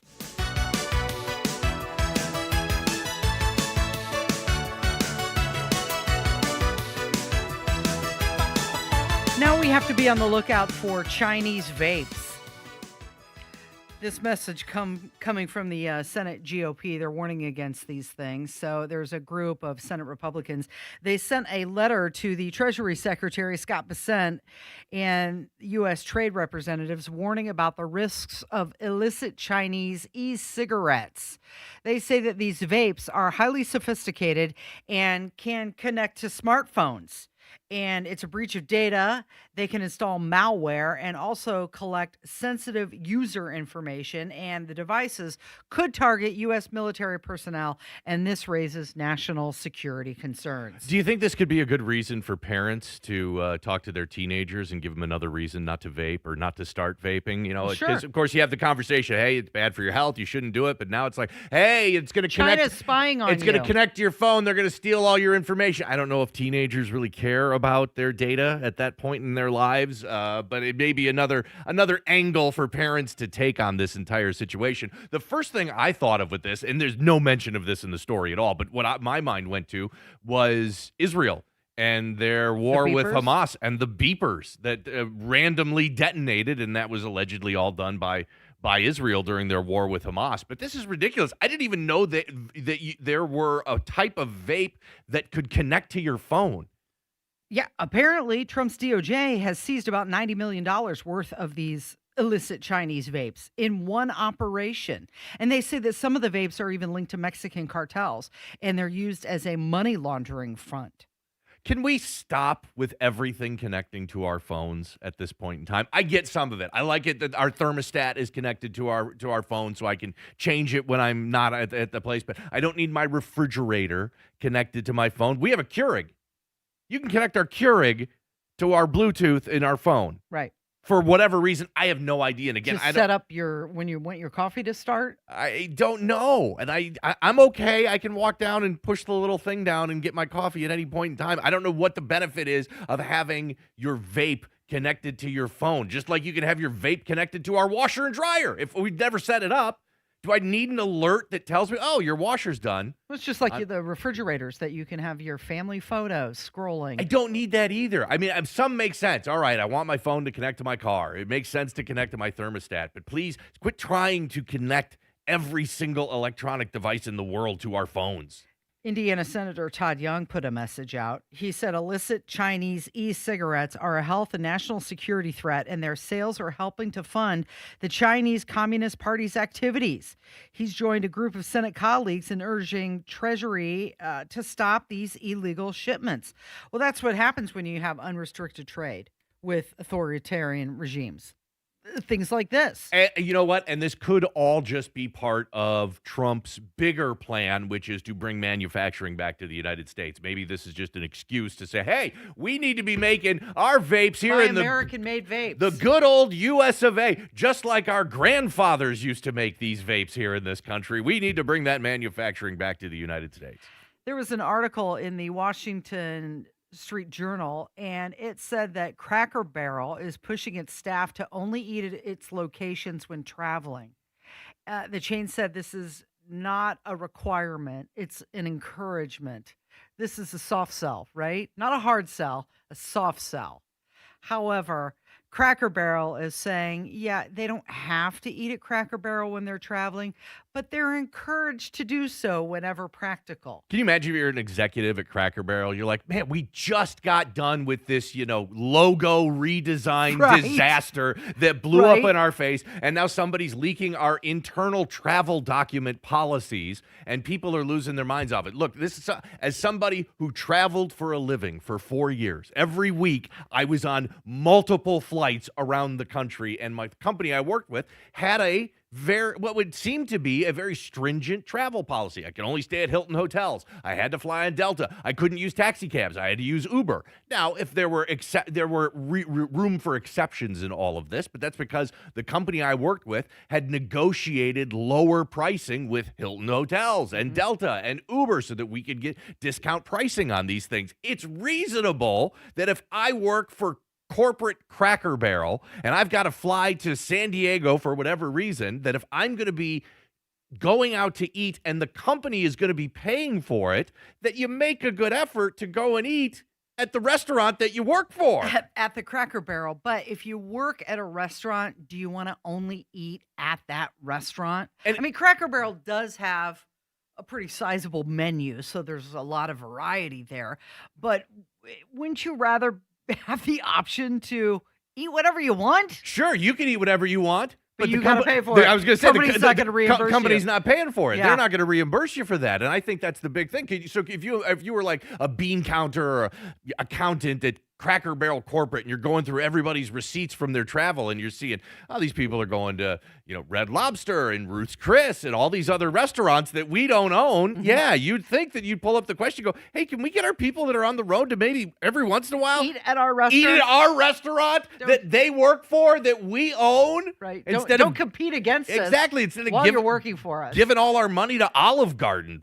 I think it's totally reasonable because most corporate, especially if you work for any company of any size, travel policies are pretty strict and pretty detailed. I mean, I had X amount of dollars that I could spend on food to get reimbursed by the company every single day, and I had to plan for that, and I had to budget for it, and I had to go through certain websites to book my travel and all these policies and procedures because you can see how corporate travel could easily get out of control if you don't have some strong policies. They do have alcohol reimbursement limits. The company, they had further implemented some restrictions on alcoholic beverages for their employees under their travel guidelines. So when you're traveling, preferably eat at a Cracker Barrel and don't have too many cocktails while you're out. Yeah, travel is an area which in corporate America can easily get out of control very quickly. Think about this, that if this was the State House, I want the people that travel at the State House to have some restrictions so that they're not spending our tax dollars frivolously, so that they're spending it wisely and that we've got some restrictions on that if Cracker Barrel wants to do that. And the big thing about this is these were just guidelines and suggestions by Cracker Barrel. It's not like they said, you must eat every single meal at Cracker Barrel. They were saying, hey, if you can eat some at Cracker Barrel sometimes, that'd be great. If you can't, it makes sense that you don't always have to. Yeah. You're listening to 93 WIBC. 93 WIBC Mobile News. On the level, on the go. Pleading to see a sign of life. I'm Jarrett Lewis. It's now 10:30. Law enforcement agencies are continuing their search for Nancy Guthrie, the mother of NBC host Savannah Guthrie. She's been missing for 5 days, last seen Saturday night. Savannah Guthrie and her siblings posted a video message on social media Wednesday to plead for proof their mother was still alive and to say their family is ready to talk. DHS Secretary Kristi Noem continues to face criticism following multiple fatal shootings of U.S. citizens during immigration enforcement operations in Minnesota, which that has led to Democrats and some Republicans calling for her to resign or be fired. House Democrats, including House Minority Leader Hakeem Jeffries, are also threatening impeachment proceedings if Noem is not fired immediately. President Trump, once again, defended Noem. They were saying about Kristi Noem yesterday. I did the Super Bowl interview. Sir, are you going to relieve Kristi Noem of her duties? No. Oh. I said, why would I do that? We have the strongest border in the history of our country. The president speaking at the National Prayer Breakfast in Washington this morning. He previously accused radical left activists of targeting Noem because she is a woman. Border Czar Tom Homan was sent to Minneapolis last month to take over immigration enforcement operations after Greg Bavina was removed from his role. Homan announced Wednesday that 700 federal agents will be leaving the Twin Cities. And the vice president, meanwhile, arriving in Milan earlier today ahead of the opening ceremony of the 2026 Winter Olympics. Democrat, Republican, Independent, we're all rooting for you and we're cheering for you, and we know you're going to make us proud. The vice president describing the Olympics as a uniting force. He and Secretary of State Marco Rubio are expected to attend the opening ceremony tomorrow. I'm Jarrett Lewis on The Level, on the go, and on WIBC.com. This is Chuck Lofton, here to talk to you about my friends at Exercise Inc. Exercise Inc. is the 20-minute, once-a-week workout program that will change your life. My wife Mary and I have been clients for 6 years.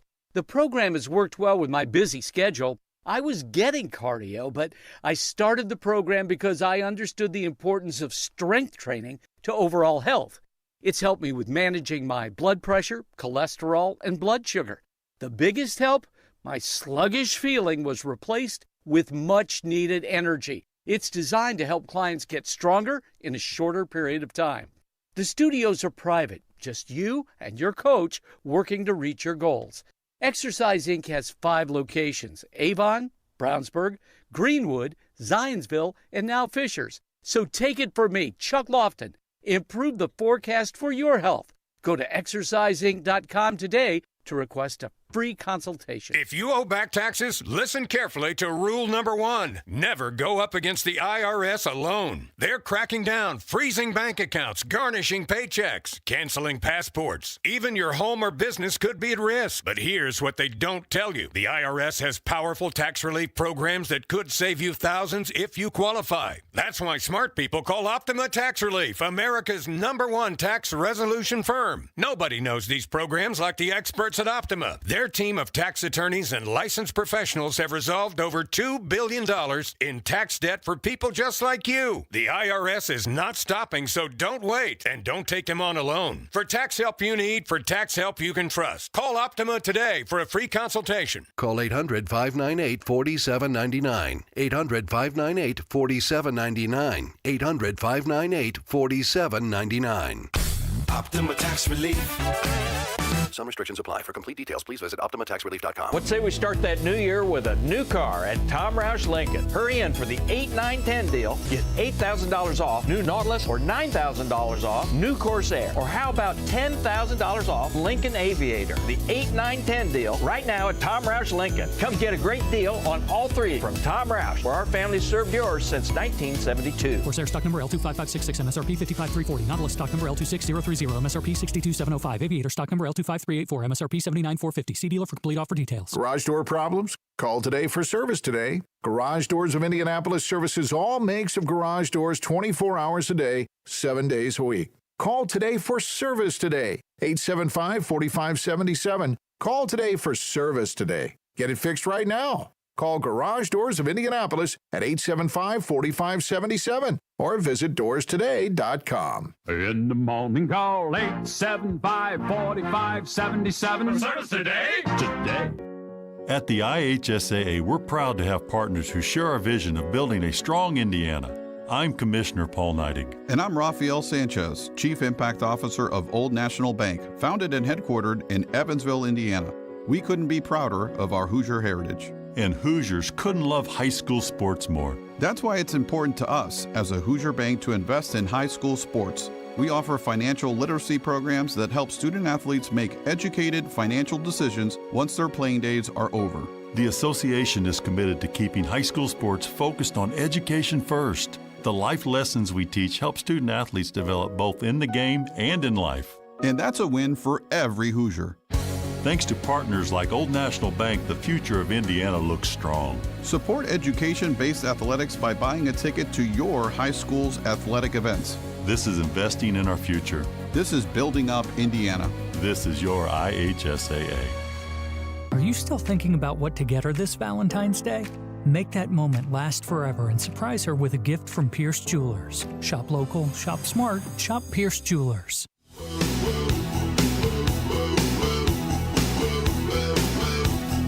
The The HHS secretary is hitting the streets. The Department of Health and Human Services Secretary Robert F. Kennedy, he is implementing streets, safety through recovery, engagement, and evidence-based treatment and supports. So on Monday, they announced a new $100 million effort, and this is to fight opioid addiction. And they said it's to highlight the country's fragmented system for addressing substance abuse.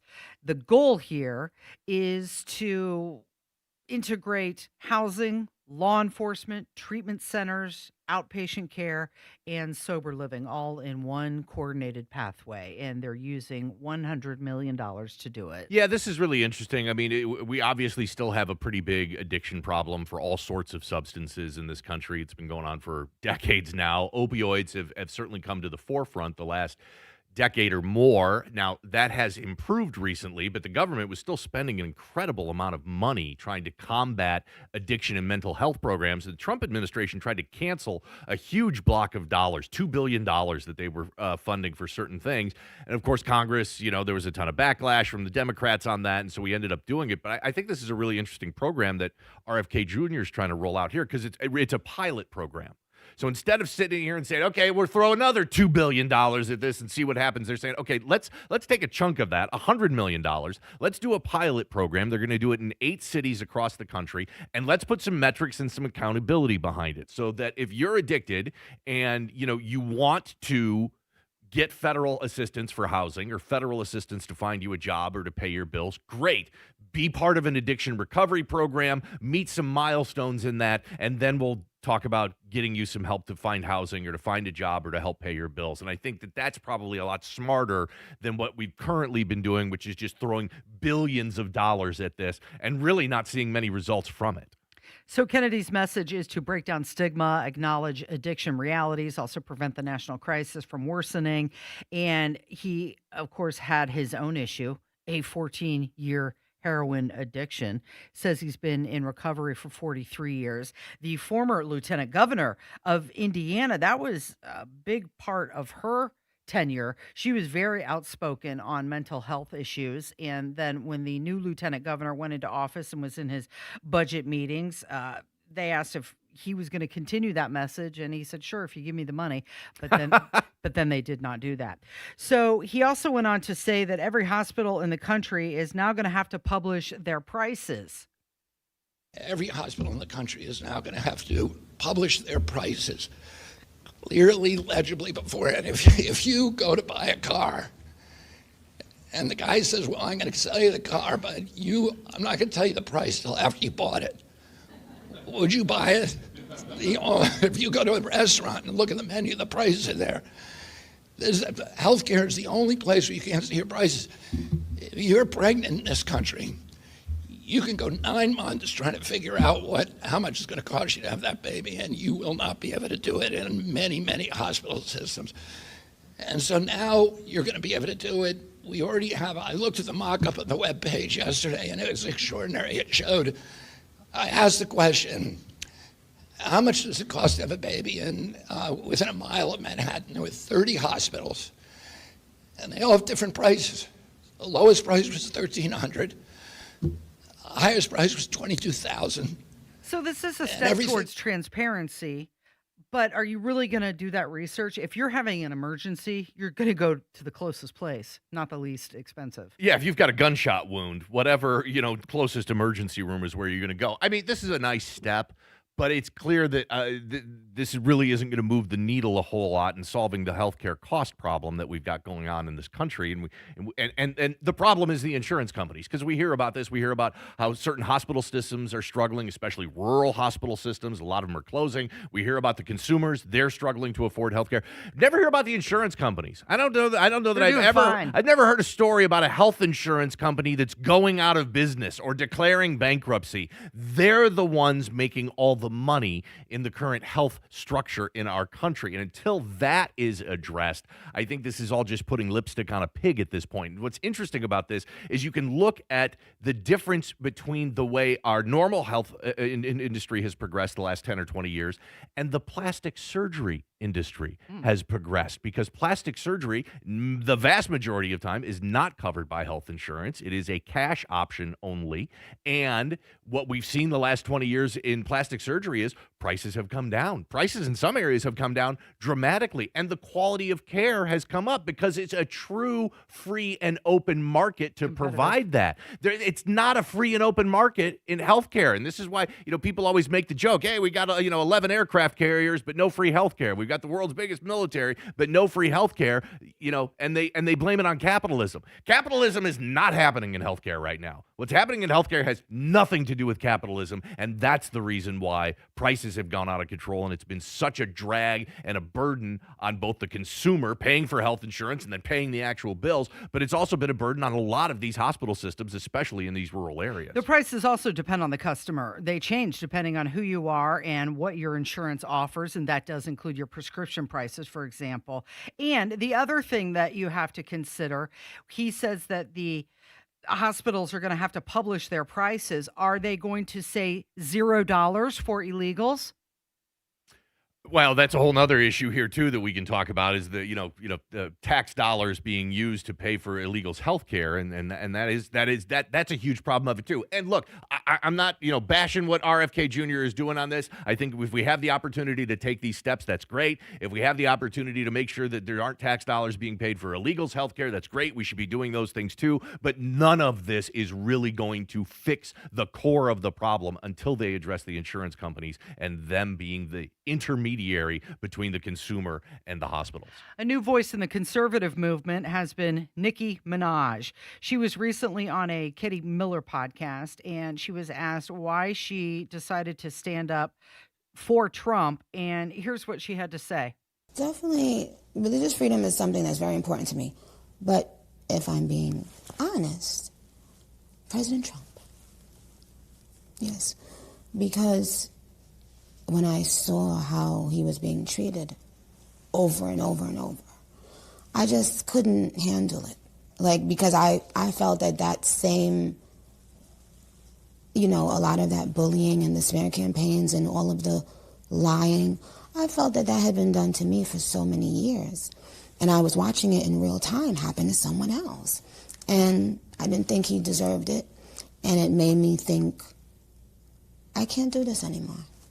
She has something to say, so she's going to speak out. She was getting railed against at the Grammys. They were picking on her left and right. She put a post out just last week at well over 20 million views, as she has now decided to take on the music industry. Yeah, what fascinates me about this budding friendship between Nicki Minaj and the Trump administration is that for decades, we heard the Democrats and the liberals tell us that they were the party of tolerance and acceptance, and they were the big tent party, and everybody come in and everybody here is welcome. But that is clearly, and it may have been true at one point in time, but it's clearly no longer the case here.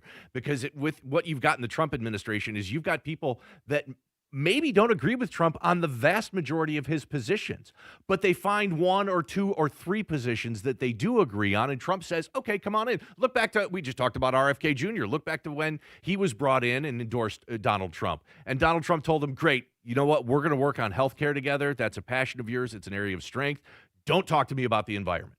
Nothing else. Don't talk to me about anything else other than that, and certainly not the environment, because RFK Jr. is a total whack job on the environment, and he's done that. I haven't heard him say a peep about the environment. And there are certainly plenty of things that Nicki Minaj and Donald Trump disagree on, but there's those 1, 2, or 3 things that they agree on. And so the Republicans say, yeah, come on here and we'll talk about these things and we'll fight about the others, but let's talk and work toward some success on what we do agree on. And then you look at the liberals and the Democrats. And if you try to be part of that group right now, there is a checklist of probably 15 or 20 different litmus tests that you must agree 100% with the liberal side of the Democrat Party on, or else you are not accepted. In fact, not only you're not accepted, you're not invited to come join our party, and we're not coming to your house for Thanksgiving anymore either. Speaking of music and musicians, the lineup for the All-American Halftime Show has been announced. This is the Turning Point USA Halftime halftime show. They have said that it's going to be Kid Rock, Brantley Gilbert, Lee Brice, and Gabby Barrett, and that's going to take place on Sunday, and they're going to have it on Rumble and X and on YouTube as well. I recognized one of those names. The other ones are country artists. I recognize Kid Rock. It's interesting because we ever since Bad Bunny was announced as the Super Bowl halftime show, we heard people and heard people from Turning Point USA that said, "Hey, we should put together a one of our own, a counter show that people can tune into." And that was months and months ago, and then you really didn't hear anything much about it. I don't know if this is indicative of it just them throwing together, getting the details finalized at the last minute, but we're only a couple of days away here from the Super Bowl, and we just finally got this announcement. And this isn't new either. I remember years ago, MTV would run a counter performance to the Super Bowl halftime show. You got the Puppy Bowl on Animal Planet. That's been going on for a long time. So there's been a lot of networks that have always said, hey, if you don't like what's going on with the Super Bowl halftime show, we got something different for you. Come on over here. And so it's interesting that Turning Point USA is doing this. It'll be really interesting to see what kind of an audience they get for this event. Speaking of the Super Bowl, so there's going to be 4 U.S. Navy tactical squadrons and Air Force aircraft performing a unified 8-aircraft flyover. They're going to have Stingers, Bounty Hunters, Golden Dragons, Warhawks, and all of these things are also going to be marking the Navy's 250th anniversary of American independence as well as they fly over. Is there anything better at a sporting event than a flyover happening during the national anthem? It is just the absolute best, and I love how we've done so many different ones. And I can remember one specifically. We were up at a Notre Dame game in South Bend, and we actually got a B-2 stealth bomber flyover at Notre Dame. And you hear the national anthem playing, you're with the crowd of 80,000 people, and everybody's cheering and screaming, and you get that flyover, and it's just, you get that swell of patriotic feeling, and I just love it. And it'll be interesting to see this flyover at the Super Bowl. I mean, the good thing is they're playing at an open-air stadium. Most NFL stadiums, especially the new ones, are all being built with domes on them, which kind of lessens the impact of a flyover. But Levi Stadium in San Francisco is an open-air stadium, so everybody at the game this weekend will be able to actually see that flyover. And when you watch that, keep in mind it's Commander Mike Jennings, who is a Mooresville native who's going to be leading the Navy contingent. So we've got an Indiana connection. All the way out in San Francisco, California. We've got our Indiana connection for the Super Bowl. Love everything about it. You're listening to 93 WIBC. Tomorrow on Tony Katz in the Morning News, finally a school district standing up to their students. 6 to 9 a.m., Tony Katz in the Morning News, right here on 93 WIBC. Nate Bargatze. It's a lot to have 2 dogs, because you got to open the back door and let 2 dogs out. Big Dumb Eyes World Tour. Cambridge Fieldhouse, Saturday, February 14th. Tickets available at Ticketmaster.com. We had downsized. In that downsizing, my husband lost his man cave. Everyone is talking about Galaxy Concrete Coatings and their transformation, like your neighbor Deb. My husband and I were at the home show and saw all these vendors with garage floor coatings. The one that stayed with us was Galaxy. Galaxy Concrete Coatings is 4 times stronger than epoxy. I'm the only one home, and so it's nice when well-dressed, clean-cut, respectful crew show up. That's what Galaxy sent. Commercial or residential, Galaxy transforms pools, patios, garage floors, and driveways in as little as 1 day, and it comes with a lifetime warranty. Warranties are real important for us, and to know that should there be an issue, Galaxy was standing behind us. That's pretty much what tipped us over to go with Galaxy. Click on GalaxyConcreteCoatings.com and remember to like us on Facebook. We are so proud to open our garage store. We're out of this world. Serving Indiana means being ready for growing energy demands. At Duke Energy, we're adding more power to the grid and working on hundreds of local projects to make your energy more reliable. We've strengthened nearly 20,000 poles, updated more than 270 substations, and prevented hundreds of thousands of outage hours with self-healing grid technology, so your power can come back on faster than ever. That's the smarter energy future Indiana deserves. Paid for by Duke Energy shareholders. Hey, listen, are you a 50-year-old person looking for term life insurance? Then you need to talk to Bob. Bob specializes in helping people find $1 million or more of term life insurance for a couple of $100 a month. Look, you need to know there's a price war in the term life insurance business, and you may be paying too much. Call Bob, and he'll shop and see how much money he can save you. Look, this could be the last term life insurance policy you ever have. Your rates are guaranteed for the next 20 years. That's right, guaranteed level rates for the next 20 years. And if you're a smoker or your health is not perfect, Bob has great rates for you too. So for $1 million of term life insurance coverage for a couple of $100 a month, call Bob right now. 800-890-5075. 800-890-5075. 800-890-5075. That's 800-890-5075. Paid for by Term Direct. Don't stress about plumbing repairs. Call LD Smith for honest advice and a free second opinion on any estimate. LD Smith Plumbing. A dirty, stinking honest. Step into the spotlight with Dancing with the Stars. Catch the live show at Old National Center Wednesday, February 25th. Reserve your seats and tickets today at WIBC.com.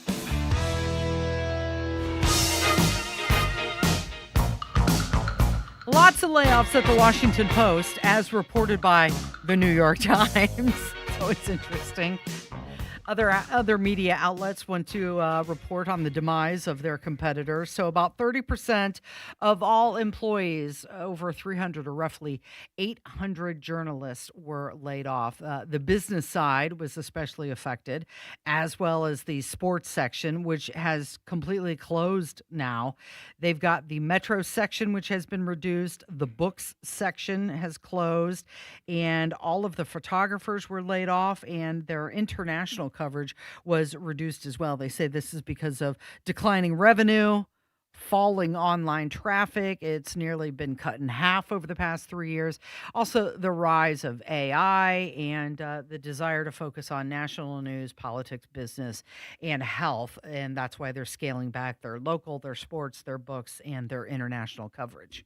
Yeah, they completely eliminated their entire sports department. Gone. It's completely gone. And you will hear a lot of journalists on social media and on television, and there will be an incredible amount of wailing and gnashing of teeth and this awful thing that just happened and how this is a threat to our democracy. Here is the bottom line on this, and this has been true for a long time now, and as time goes by, it just keeps getting more and more true, and that is the fact that the business of journalism, and I don't care what you're doing, everything is a business. If you're doing work, somebody's got to pay you to do that work, or else it's never going to happen. But the business of journalism, the business model associated with journalism, is broken. And it does not work. And what these people at the Washington Post were producing was a product that the public was not willing to pay for, either by subscribing to the paper, or subscribing to them on their website, or by going to the advertisers that are part of this newspaper. This is not that big of a surprise. If you work for a newspaper, chances are you've been through layoffs, and probably more layoffs are coming in your future because it is just a flat-out broken business model. So Jeff Bezos owns the Post, and the Post has had declining subscribers and readerships before. Bezos tried to save it once again, but it looks like it's not working. The Washington Post represents one of the largest newsroom reductions in recent U.S. media history, and it does mark a pivot towards what readers want out of their newspaper. They want to be more focused on national and business rather than sports. And that's exactly what I was talking about how the business model of journalism has been broken, and you have got to produce something that people are willing to pay for. And you can wrap yourself in the American flag and democracy and the First Amendment and the wailing and gnashing of teeth and talk about the decline of Western civilization and the American culture. But at the end of the day, it's true for every single business. And I'm sorry, but newspapers aren't special. You're just not. Maybe you were at one time, but you're not anymore. You're a product like everything else. And if I worked for a company that produced brake pads, and we produced brake pads that nobody wanted to pay for, guess what?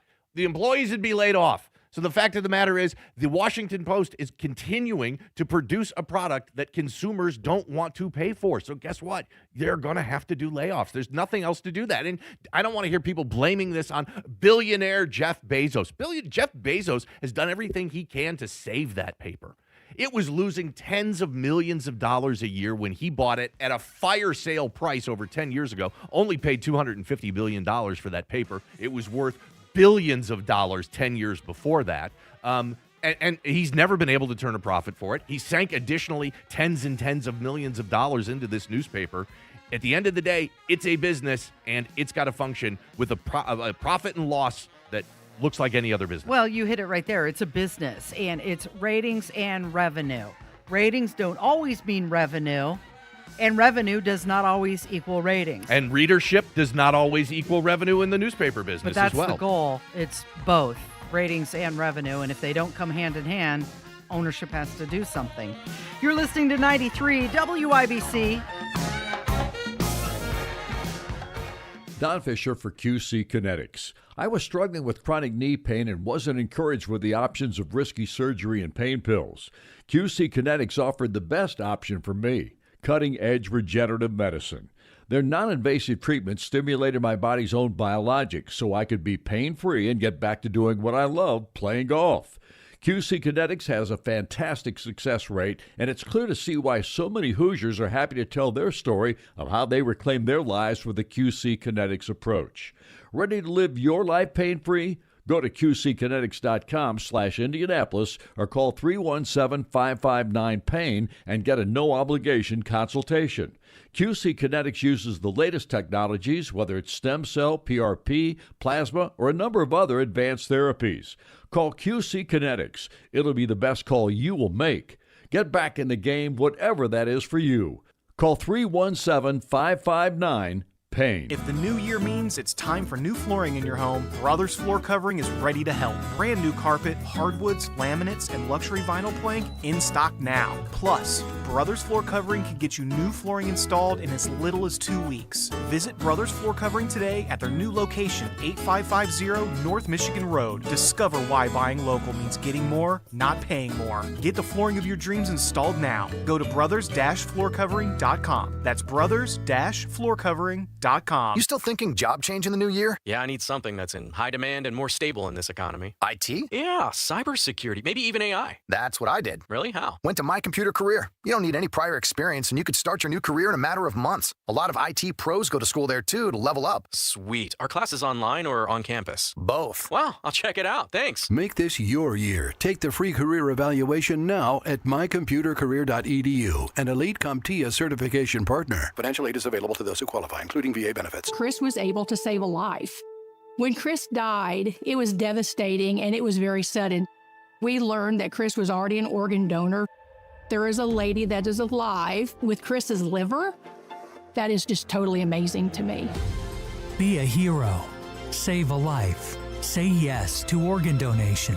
It made me so happy because Chris was our hero. Because of him, we are all now organ donors.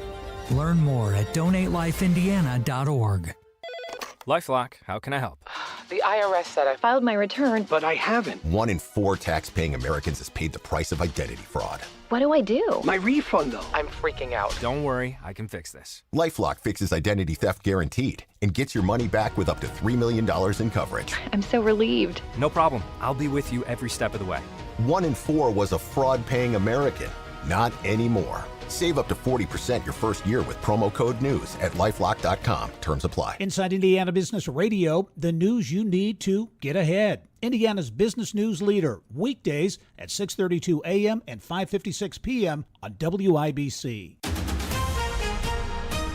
In 2 minutes from the Dugan Air Heating and Cooling Mitsubishi Electric Studios, half a dozen people now charged in the shooting case of Tippecanoe County Judge Stephen Meyer and his wife. The advisory folks in Speedway will be dealing with for a little bit longer, and a new bar is setting the bar pretty high. I'll tell you where that will be. You're listening to 93 WIBC, WIBC HD1 Indianapolis. It's 11 o'clock. A plea to whoever kidnapped their mom. I'm Dave Anthony, Fox News. We want to hear from you, and we are ready to listen. Today's show host Savannah Guthrie and her brother and sister in a video on social media days after their mother, Nancy Guthrie, was taken from her home in Tucson, Arizona. We live in a world where voices and images are easily manipulated.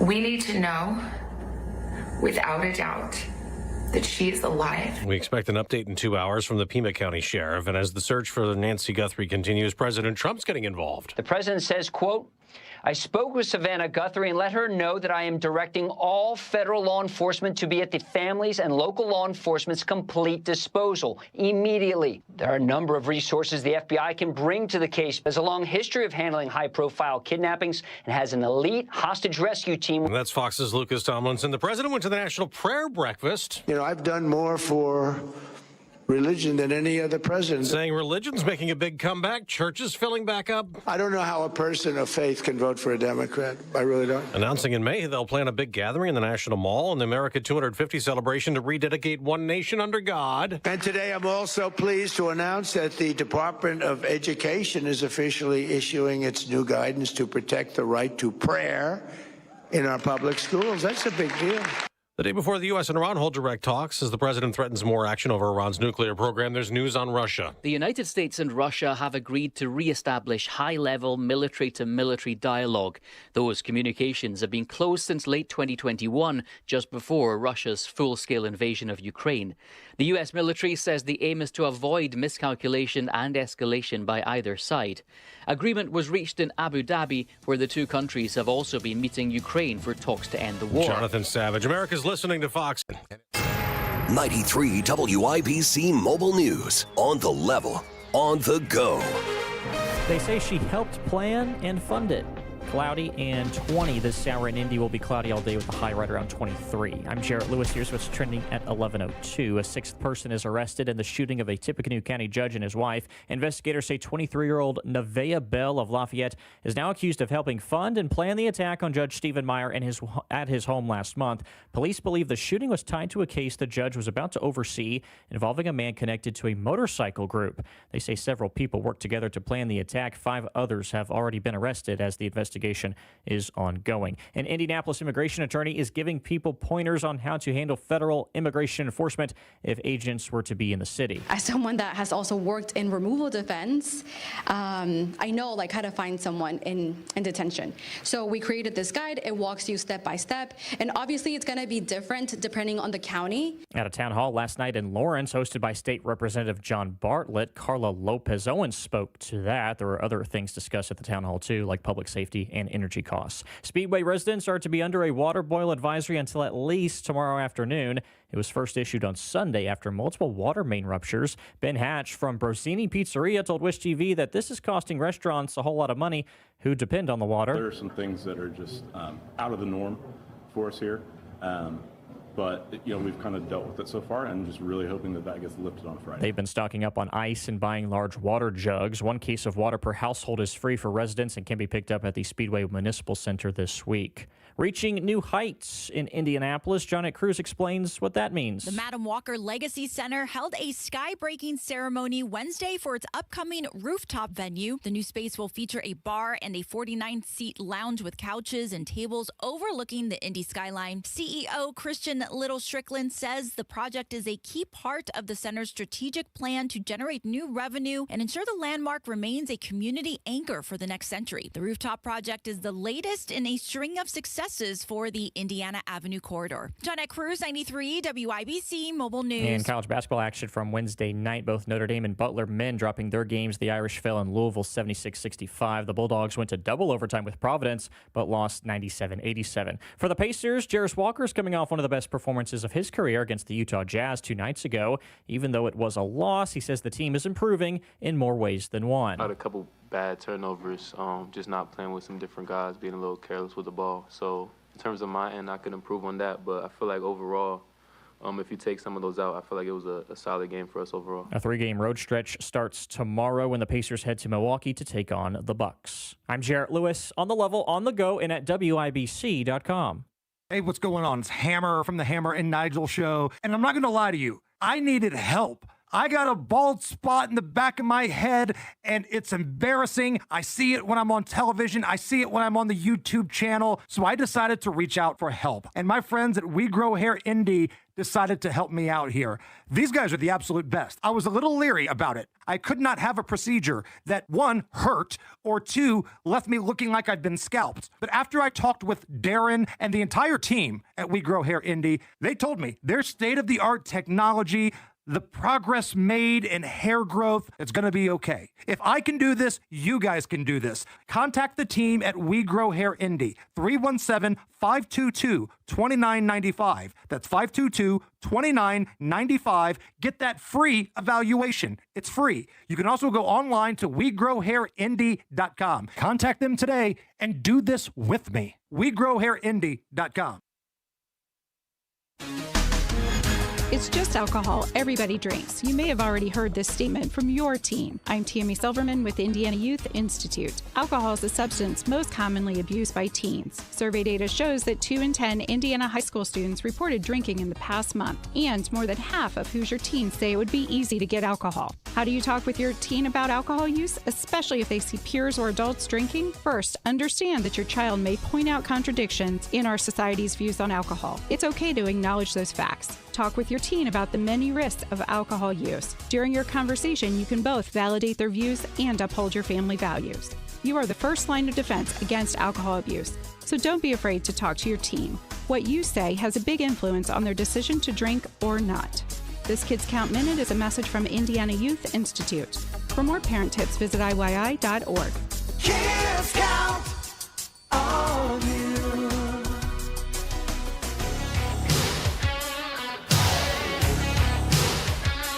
Interesting thing to note that this morning crypto is crashing. Yeah, this has been happening probably since late last week, but Bitcoin, which peaked at about $120,000 just a few weeks ago, has nearly been cut in half, and it's right around $65,000, $68,000 now. Ethereum is down more than half. It's down about 60%. A lot of theories as to why this might be the case, and obviously if you hold positions in crypto, this is a big concern for you, but there's a number of things. We've seen gold and silver crash. People are claiming that the crypto crash is kind of tied to that. Part of it is short sellers coming into the market, but the other big part of it is people that have been holding crypto and have seen this massive rise in gains the last 5 years are just taking some of that money off the table and reducing their risk and selling and moving to cash positions as opposed to cryptocurrency positions. You know, back on New Year's Eve 22, I put $100 into Ethereum. Yeah, where you at? I just opened it up. $100 originally. Now I'm down to $43.81. Whoo, so, okay. Yeah, so that's a where you bit of are. a loss. But yeah, crypto on a little bit. On October 5th, crypto hit a peak of about $124,000 each, and as of this morning, crypto is at $67,000. So about a 50% cut in the last year in the price of Bitcoin. Fundraising is ramping up across multiple Indiana congressional districts, this ahead of the May primary. And, well, it's becoming some serious contest, money shaping the strategy and outcomes. Some people have a lot of money. Some people not quite as much. Yeah, you were led to believe. And shout out to Tom Davies from the Indiana Capital Chronicle. He put this piece out yesterday. You can go to their website and read it. But he breaks down every single U.S. House district in the entire state of Indiana who is officially registered to run and has a campaign account and is submitting campaign finance reports, which is where this data comes from. But it's really fascinating. A couple things that stick out. Let's start with House District 1 up in northern Indiana. This is currently held by Democrat Frank Mervan. This is the one that Jennifer Ruth Green lost in a pretty close race last time around. There are 3 Republicans that are currently running. The leader, and of course, money isn't everything, but it's a big thing. So the leader right now, as far as the Republicans go, is a woman named Barbara Reginitz, and she is a Porter County, I want to get this right. She is a Porter County commissioner up there in northern Indiana. And right now, she has nearly $1.5 million cash on hand in her campaign account. Jennifer Ruth Green, $100,000 in her campaign But we were account. led to believe that Jennifer Ruth Green was the next great thing, right? She was supposed to be the next greatest thing in the world and a rising star in the Republican Party. And while, again, money isn't everything, she's got a long way to go. It is important to point out here that Barbara Reginitz, who has $1.5 million cash on hand in her campaign account, made a personal loan to her campaign account for $1.5 million. Right. So, and there's going to be more of that. We'll talk a little bit more about loans going on here. Well, Jefferson Shreve is another one. Let's jump down to Jefferson Shreve. And so right now, he does not have either a Republican challenger in the primary and does not have a Democrat that is scheduled to run yet, or at least one that has not submitted campaign finance reports. Jefferson Shreve right now has $2.1 million cash on hand. That is part of a campaign loan. He's loaned his campaign $2 million. Jefferson Shreve has loaned his campaign account $7.9 million since the 2024 cycle. So he's loaned his own campaign nearly $8 million since the 2024 campaign cycle. And right now, there's nobody registered to run against him. Nobody running against him. So he's free and clear on that. It's a whole lot of money for no fight. Yeah, another interesting one is House District 7, Andre Carson, who's held that the position for a long time. He's only got $646,000 cash on hand. Now, his competitor, he does have a primary challenger who only has $26,000 cash on hand. But also a Democrat. Also a Democrat, but that person also did raise $200,000 in the latest cycle. So a lot closer as far as fundraising goes for Andre Carson in the 7th District than he would probably want to have see. We'll wrap it up here, or at least the last one that I think is interesting is they go through the Senate campaigns, and Todd Young currently has $6.5 million cash on hand. He's not up for re-election until 2028. Isn't it funny? A year ago, there was all this buzz and talk. Oh, primary Todd Young, and he's a rhino. We got a primary. Get him out of there. You don't hear a lot about that right now, and Not I think as much. I think the nearly fact that $7 million on hand. yeah, that the guy's got $6.5 million in hand in his campaign war chest. That is going to be really, really tough to primary a guy with that much cash. Jim Banks not up for election until 2030. He's got $2.6 million on hand. Interestingly enough, in this article in the Indiana Capital Chronicle, former Senator Evan Bayh, current cash on hand, $2.1 million. Evan Bayh hasn't ran for anything since he lost his 2016 Senate bid that he lost to Todd Young. But he's still got a campaign account, and he's still making campaign finance reports on it, and he still has $2.1 million in his campaign account. And he can still transfer that money over to Bayh. Over to Bayh or any other politician that he wants to, and I'm sure at some point in time, I mean, you've got to believe that some of that money will find its way in his son's campaign cash account. Let's talk about other money. Home builders reportedly developing what they're calling Trump homes. This is a program to improve affordability. Wow. That just sounds like Hoover.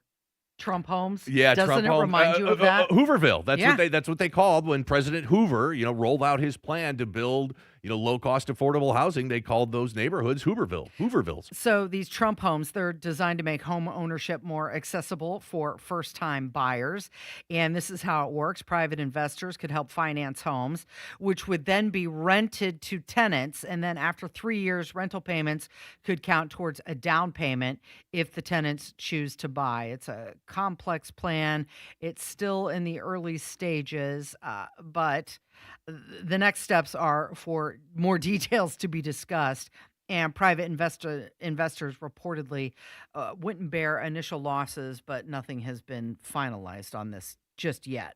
Look, I'm all for trying whatever the government can do to attempt to lower the cost of housing in this country, because it is out of control. Not only the price just to get into the door and buy a house, but all the things that come with it, especially like insurance, especially things like property taxes. But at the end of the day, there's, the famous saying in real estate, the most important thing in real estate is local. Location. Location. And that is all about your local communities. And that is really what drives real estate housing. Are you building enough? And most of it is tied to restrictive zoning policies in communities all across the country. And Trump even talked about this. He's like, I don't want to bring down the cost of housing. I want people who have hundreds of thousands of dollars of equity in their home right now to keep that equity in their home and maybe bring some more in. But it's local zoning regulations that end up driving up the cost of housing in the vast majority of cases in this country. So the builders, they're discussing the possibility of building up to 1 million of these Trump homes, and that could represent more than $250 billion in housing. A recent poll found out that only 17% of voters think now is a good time to buy a home, even though 85% see home ownership as being essential to the American dream. And They want a home, just not going to do it right now. Look, it's a big problem, but there's no simple solution. This this may move the needle a little bit, but this isn't going to solve the problem. I mean, he wants to build 1 million entry-level houses in this country. Okay, great. Then what do you do when you go to a community, especially in states like California, which have highly restrictive zoning regulations? What do you do in California? When you sit here and say, we want to build these low-cost homes here in Sacramento. Well, Sacramento, the local authorities there are going to look at you and tell you to hit the road. These don't qualify within our zoning regulations here, so they're not going to get built. It's a big problem. If you're looking to buy a home, look, no one is coming to save you. The federal government, the local government, nothing is going to, be this magic bullet that is going to drive down the cost of housing. There was a recent poll, and it said 7 out of 10 registered voters think that Donald Trump is not doing enough on the economy or the rising costs of living, and think that he spends too much time on economic issues, including roughly half of Republicans. So he's spending time on this, but he's not helping them, is what it is. About 40% say his economic policies have actually hurt him, and his administration has been bragging about work on affordability. Again, it's just not translating down to the voter. And here's the vice president, J.D. Vance. He was recently talking about affordability. I don't think that there's anything to do, Megan, other than to do the work. We continue to have a lot of capital coming into the country. That means higher wages, more jobs for the American people. We continue to see grocery prices, I think, starting to come down a little bit. There are a couple of categories, we really worry about, beef in particular, that we're working very hard to bring down, not for the midterms, but just because we want the American people to buy some ground beef and to buy some steak if they so choose. There are things like cars and houses where we're seeing some real progress. Rents have now declined 5 months in a row. That's a big thing that's happening. So it's one of these things where I don't think you're going to be able to trick the American people. They know they got $3,000 poorer during the Biden administration. I think they're going to judge us by how much we've made them wealthier. And I think that come November, the verdict there is going to be positive. But we just have to keep working at it. So you've got about 30% think that his time on foreign policy is sufficient, and they're good with that, but they want him to focus more on the economy and things here at home. Yeah, it's difficult for a president. We like to think that the president has all this ability to control the economy, and presidents can easily hurt the economy, but it's difficult for them to do things that help the economy. It's difficult for them to drive up wages, and that's what we've seen. We've talked about this a lot. Look, prices don't go down. On certain individual things, sure, eggs went up to $6 a dozen, and now they're back down around $3. Certain things, the prices will fluctuate, but when you look at the cost of everything that it takes to live today in America, prices are always going to go up. Now, we'd like them to go up around 2%. That's ideal inflation, but that nasty inflation that we saw during COVID is now baked in, and prices are not going to drop, at least not to the degree that it's all of a sudden going to make life affordable in this country. The only thing that's going to do that is increasing Americans' wages, the amount of money that we get paid to do our jobs every single day. There's not a whole lot that the government can do about that. The one thing the government can do from a financial and economic standpoint, but they refuse to do, is stop spending way more money than they bring in. Stop taxing the American people. I mean, if all of a sudden we magically had zero debt, as opposed to the $38.5 trillion of debt this country has right now, the banks would move better, bond prices would be better, interest rates would be better, inflation would be better, everything would be better if the government stopped printing money that they don't have. That's the one thing they can do, but that is also the one thing that we guarantee Democrats and Republicans can agree on. They love spending your tax dollars more than anything else. So how are we looking here in Indiana? We'll get to that coming up. It is 93 WIBC. February is when excuses disappear and effort has to show up every night. It's been a rough couple weeks for us, but this group will keep fighting, keep learning, and get back on track. The Big Ten is stacked, and postseason hopes are at stake. Confidence is one of those things, like you drop a couple, and then you got to figure out a way to put it away fast. There's another one coming right in front of you. IU meets Wisconsin, Saturday at noon on the home of the Hoosiers, 93 WIBC. Do you have an IRA, 401k, 403b, or TSP? Rather than ride the Wall Street roller coaster, you could get a 20% upfront bonus and an annual return that's averaged nearly 10% for the last 10 years. Hey, it's Hammer and Nigel. Let's say that again. You get an upfront 20% bonus on your money with Bill Demery, your retirement guy here in Indy. So if you invest $250,000, you get a $50,000 upfront bonus. You'll also get an annual return that's averaged nearly 10% for the last 10 years. Plus, your money is backed by one of the largest insurance companies in the world. Learn more from the retirement guy that we trust, Bill Demery, here in Indy. 317-648-5120. 317-648-5120 or visit yourretirementguy.com. This is Denny Smith, and C&J's making it easier to upgrade your water quality right now. For a limited time, get their lowest price of the year with 20% off a reverse osmosis system, dechlorinator, or iron filter when purchased as a standalone item. And yes, it can be added to your existing softener. Cleaner drinking water, better water for cooking, and less wear on plumbing and appliances. City Water or Well Water, C&J, official partner of the Indiana Pacers and Fever, has great systems and great people. 317-733-SOFT or visit cnjwater.com. You're still grooving, still connecting, still loving, still turning up, still thriving. You still got it, but your immune system, it weakens as you age. That's where vaccines come in. They help train and strengthen your immune response to fight off respiratory illnesses like flu, pneumococcal pneumonia, RSV, or COVID-19. Ask your doctor or pharmacist which vaccines you need. Book in minutes at vaxassist.com. Sponsored by Pfizer.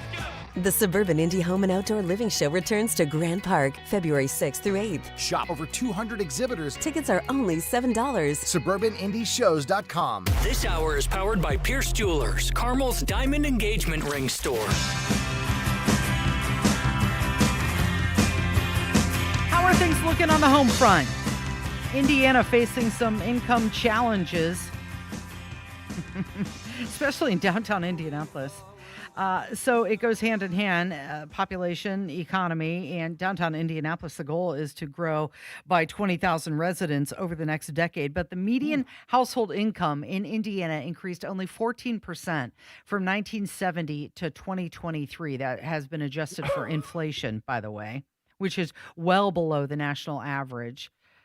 We now rank fourth lowest in the country for income. For income growth. Congratulations.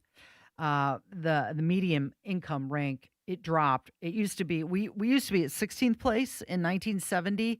We're at 37 today. Look, 16th is nothing to brag about, but we can't even keep that. And now we are where we're at. Look, we talked about this on this show for a long time. We see these local politicians that talk about creating economic development and we're going to bring jobs here and all of this growth, yet none of it has translated into wage growth for average, everyday Hoosiers. It's what we've been talking about forever, and this report from Axios just played that out perfectly and proved it out. So you've got a lagging income growth, and that's going to make it harder for Indiana to attract or retain young professionals.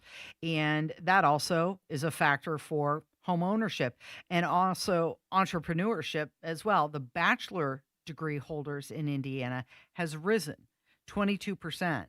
However, you also have the state's foreign-born population increasing as well, and that is up 5%. The politicians are going to have to figure this out at some point in time. And again, going from 16th in wage income growth down to 38th over the last 50 years is a terrible track record. But everything in this state right now seems to be set up to foster a great business environment that does not then trickle down to the average everyday Hoosier. Let's talk about the Chicago Bears. We talked about that all week long, and the state of Indiana is willing to throw $2 billion to lure the Chicago Bears to northern Indiana. It's going to be great for the Bears. It's going to be great for the business. It's going to be great for economic development up in northern Indiana. But everything that they've done, which has been similar to this, again, doing everything to be pro-business growth, has not translated into more affordability for Hoosiers. Or high-paying jobs. Or high-paying jobs. And again, nobody's talking about any high-paying jobs with the Chicago Bears stadium. There'll be some good construction jobs, but once the stadium is built, that's going to be gone, and everything that's going to be left are your average service jobs associated with that. Back to J.D. Vance and his interview that he did with Megyn Kelly. He was talking. We talked about this yesterday when Donald Trump was talking with Caitlin Collins from that CNN. Nasty woman. Yeah, from CNN, and he said that she never smiles. J.D. Vance had a thought about that. I mean, like, there was a moment in the Oval Office, I wasn't even in there, but, I was in the West Wing, and somebody sent me where he was talking to Caitlin Collins, who's the CNN anchor. And I have, like, a decent relationship with Caitlin Collins, which is unusual given that she's from CNN. But the president, she's asking a question. The president says, "Why don't you ever smile?" Yeah. And it's actually, like, so perceptive. Even if you're asking a tough question, even if you take your job very seriously, like, why does it always have to be so antagonistic? Well, I laughed because I saw online everybody was calling him sexist for saying that. And I literally said the same thing about Caitlin Collins a year ago on my show. She never smiles. Every once in a while, you have to smile. Roger Ailes used to tell us that. Every once in a while, you can remember to smile, show the viewers that you have a heart. Have some fun. I think that is so interesting that Megyn Kelly mentioned Roger Ailes. Yeah, that was what stuck to me. In fact, when I was watching that clip on Twitter yesterday, another clip of Megyn Kelly and J.D. Vance. There's tons of those on Twitter, and I'm kind of half listening, and I hear Roger Ailes' name come out of her mouth. I was like, what the heck? So for those of you that don't remember, Roger Ailes was the chairman of Fox News for a long time, very successful, and then she called him out for harassment. She called him out for sexual harassment. Some other women that worked at Fox News called him out for sexual harassment. It ended up being, Roger Ailes was removed as being the chairman of Fox News. Quite a big dust out. They even made a movie about it. Bombshell. Bombshell, that was the name of it. And Megyn Kelly was really the centerpiece of all of that. And for her to mention Roger Ailes in any context other than somebody that was accused of sexual harassment was really surprising to hear that from out of Megyn Kelly's mouth. So Donald Trump's opinion on J.D. Vance during that NBC interview that he did, he says that J.D. Vance and Marco Rubio would be nearly unstoppable in the 2028 presidential election. JD is fantastic, and Marco is fantastic. They're both doing a great job. And I do think this. It's a great question. I think that's your most interesting question. Yeah. I would say one is slightly more diplomatic than the other. I think they're both of very high intelligence. I mean, they will do shows. They will do Joe Rogan as opposed to the opponent not doing it because they couldn't handle it. They will be able to do whatever they have to do. I think there's a difference in style. You can see the style yourself, but they're both very capable. I do think the combination of J.D. and Marco would be very hard to be beaten, I think. But you never know in politics, right? They say, in the age of Trump, you never know. He's got to put himself in there. In Right. the age of Trump, you never know. Himself. He said one of them is very diplomatic. He's got to be talking about Rubio. Right? Absolutely, yeah. That's your Secretary of State. That's the job. And look, JD is as far as his demeanor and the way he approaches things is kind of somewhere in between Rubio and Trump. You're listening to 93 WIBC. Window Nation, Windows, WindowNation.com. Window Nation was recently ranked highest on Forbes' list of best window installation companies, so you can trust Window Nation for high-quality, affordable windows. That's what I did. They were in and out of my house within a day, replaced the whole front of my house with brand new windows, saving a ton on energy bills, keeping the cold air out and the warm air in with Window Nation and WindowNation.com. Schedule your fast and free estimate right now with Window Nation. Go to their website, WindowNation.com. Shop around, find what you like, but take advantage of this deal. Buy 4, get 4 windows for free, and get an extra 10% off. And again, a fast and free estimate is available at WindowNation.com. But to get the deal, you have to tell them Hammer and Nigel sent you. Ben Franklin here to talk to you about your water heater. A water heater is a vital part of your home's plumbing. When it doesn't work, it can really freeze up your routine. Call the pros at Benjamin Franklin Plumbing about water heater options for your home. Visit BenjaminFranklinPlumbing.com or call 877-BEN-1776 to request an appointment. The local pros call Benjamin Franklin Plumbing. Call for details. Independently owned and operated. Licensed in their respective state or county. Summer in Noblesville just got hotter. Tim McGraw, the Pawn Shop Guitar Tour. Get lost in the songs you love to sing. With special guests, 49 Winchester. Get ready for a summer show you don't want to miss. Ruoff Music Center, Friday, September 18th. Tickets on sale this Friday at 10 a.m. at Ticketmaster.com. Part of the Coors Light Concert Series. My brother never checks on dad. Or my sister won't make time to take mom to the doctor. Are these things you've heard yourself say? This is Tina McIntosh, president of Joy's House and co-host of the Caregiver Crossing radio program. I have a caregiving tip for you. Stay tuned. Cardon & Associates provides residents with the best senior living options and personalized service. Visit cardon.us to find a community near you. Expressing anger or resentment toward unsupportive siblings can cause unmendable rifts in relationships. Don't try to control everyone else. You can only control yourself. The success of your caregiving journey does not rest on others. So enjoy the time with your loved one. This is your special time with them. More tips like this are available anytime at caregivercrossingradio.org. With new weekly content created by Joy's House and distributed in partnership with Network Indiana, we're an on-air and online support group for Hoosier family caregivers. Hear conversations with experts, access the library of online education, and more at caregivercrossingradio.org. This Valentine's Day, give her that symbol of eternal and everlasting love. A diamond from Pierce Jewelers in Carmel. Remember, shop local, shop smart, shop Pierce Jewelers. Join us every Friday right around 5:50 for Beer Sample Friday. Brought to you by Thompson Furniture and Mattress in Columbus, home of free delivery within 75 miles of their store. 93 WIBC Mobile News. On the level, on the go. She's suspect number 6. I'm Jarrett Lewis. Here's what's trending this hour. Lafayette police say they've arrested Nevaeh Bell in the shooting of Tippecanoe County Judge Stephen Meyer and his wife at their home last month. Court records indicate the judge was targeted because he was set to oversee an upcoming trial involving Thomas Moss, a high-profile man linked to a motorcycle club, and the boyfriend of Bell. 5 others have already been arrested and charged in the case. The town of Speedway is still under a water boil advisory and has been since Sunday. The advisory was posted after 3 water main breaks. Heard people are getting sick from drinking the water, and the ice, so I'm staying away from it. Pamela Poe lives in Speedway and told Wish TV she drove to the municipal center on Wednesday to pick up her free case of water. Residents are advised to boil all tap water for at least a minute before drinking or cooking. And Noblesville Schools says staffing cuts are coming due to a $3 million budget shortfall. I'm Jarrett Lewis on the level, on the go, and on WIBC.com.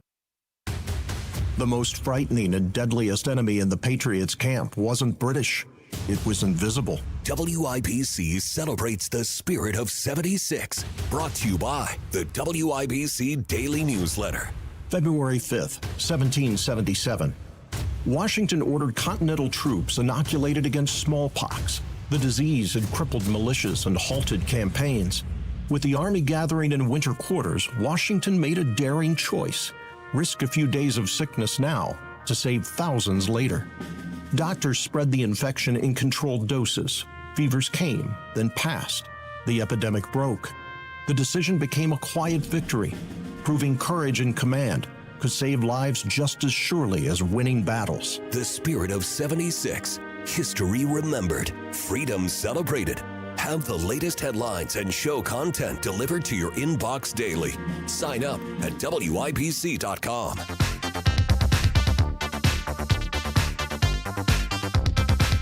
So there was a protest. It had nothing to do with ICE. Dozens of customers protested outside of NIPSCO's headquarters. This happened in Merrillville yesterday, and it's over rising utility bills.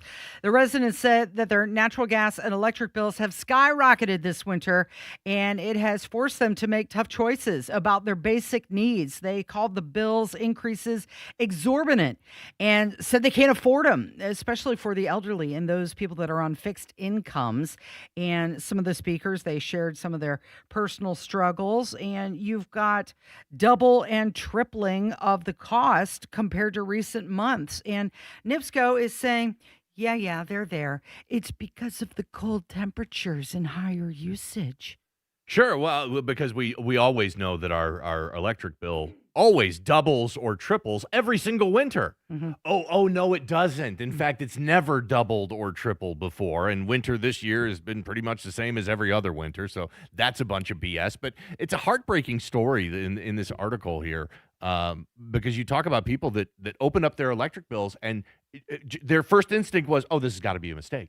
Right, you think it is. This is absolutely a mistake. Normally, I'm paying $200 or $300 in the wintertime for my electric bill, and all of a sudden, I'm looking at $500, $600, $700 instead of what normally something that is affordable. A lot of these people that are on fixed income and low income people, it easily can break them. They just don't have the money to pay the bill. Well, and the worst part is that they're at the mercy of NIPSCO because there's no alternative provider. It is a monopoly with a permission slip.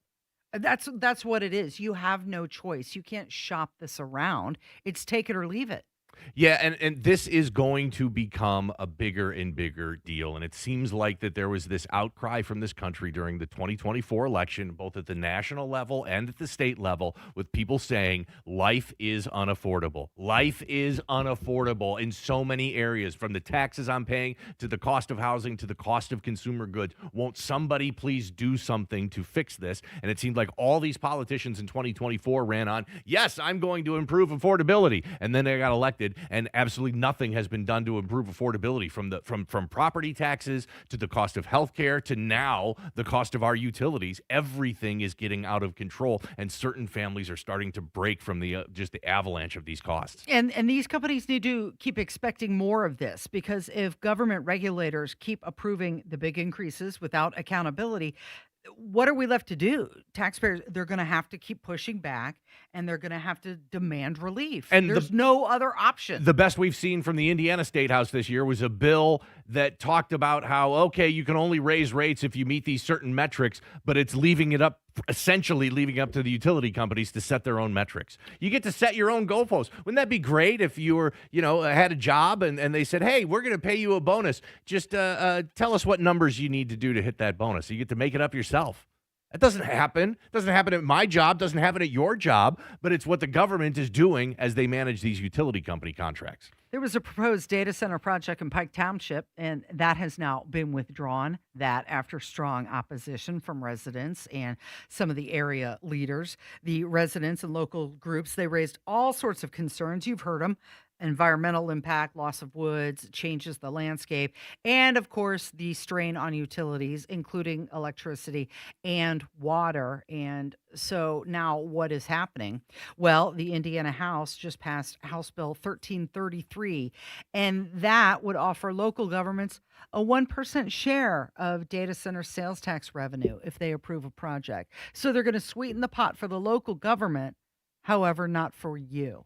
Well, they need the local governments to make the approval on this. When a data center is proposed to come into a community, that's a bribe. Yeah, it's not put up to a vote in the next election as to whether you want this data center. They go to the local government officials and they go to their zoning boards and say, we would like to build this data center. So the way to get those government officials and those zoning boards to approve these data centers, despite an outcry from their community, I don't want to call it a bribe necessarily or a kickback. I think I did. But certainly an incentive to where these local governments will now see revenue generation if they approve these data centers. The ShamWow guy. Do you remember him? Vince Schwami? The late night purveyor of fancy sponges. That's what a ShamWow essentially was. It was like a fancy sponge that he was selling on late night TV, an infomercial. It's a really nice towel. Yeah. He has officially released his first campaign ad for his campaign against the incumbent in Texas's 31st Congressional District. His competitor is 84 years old. Listen to this. Hey, it's Vince. I'm running for Congress against this guy. Stop having a politician that's worse than Biden. That's discretionary funding. Instead, vote for me, a guy who's not half dead. I'm gonna soak up the swamp, clean the house, and pick up those liberal tears at the same time. I'm gonna slap chop the nuts out of the woke, making less blue-haired commies and more red-blooded Americans. Vote for me so I can represent you and the ones that can't stand up for themselves. Vote for ShamWow! Paid for by OfferVid ShamWow Shlomi for Congress. Wow. That's a real political commercial that's It is. running in Texas right now. A lot of people in Texas are saying, you know what, they don't like these type of commercials where you've got someone running who's owning the woke. They just want, just be real, be authentic. In my opinion, that guy is being his authentic self. That's who he is. That's what he did. Right. He spent a decade on late night television and those infomercials. And I'm so glad that we heard that commercial because he also mentioned he's not only the ShamWow guy, he's also the slap chop guy. Because that was a different. Remember, you slam it down and it chops your vegetables and it chops your nuts and it chops your cheese up. So, it's going to be interesting to follow this race. This is obviously a primary. He's running against an incumbent Republican in the Republican primary in Texas for this U.S. House seat. He sold a ton of sponges on late night TV. This commercial that he did was very similar to the old ShamWow commercials back in the day. Are people going to buy him as a politician just like they bought the ShamWow? Entirely possible. By the way, something Didn't he get in trouble? He got in trouble. He did. So in February 2009 in Miami Beach, Florida, this guy, the ShamWow guy, Vince Shlomi, reportedly paid a 26-year-old woman $1,000 for services. I'm air quotes with my finger for services. Yeah. And according to the police report, the two were kissing and the woman bit down on his tongue and refused to let go. He then punched the woman in the face multiple times, causing severe bruising and injuries. Both Shlomi and the woman were arrested on felony aggravated battery charges, but prosecutors ultimately declined to file charges against what year did either that party. happen? That was way back in 2009. But to his credit, Vince Shlomi has credited that incident as, quote, saving his life and prompted him to change his lifestyle. Okay, he's now 61 years old.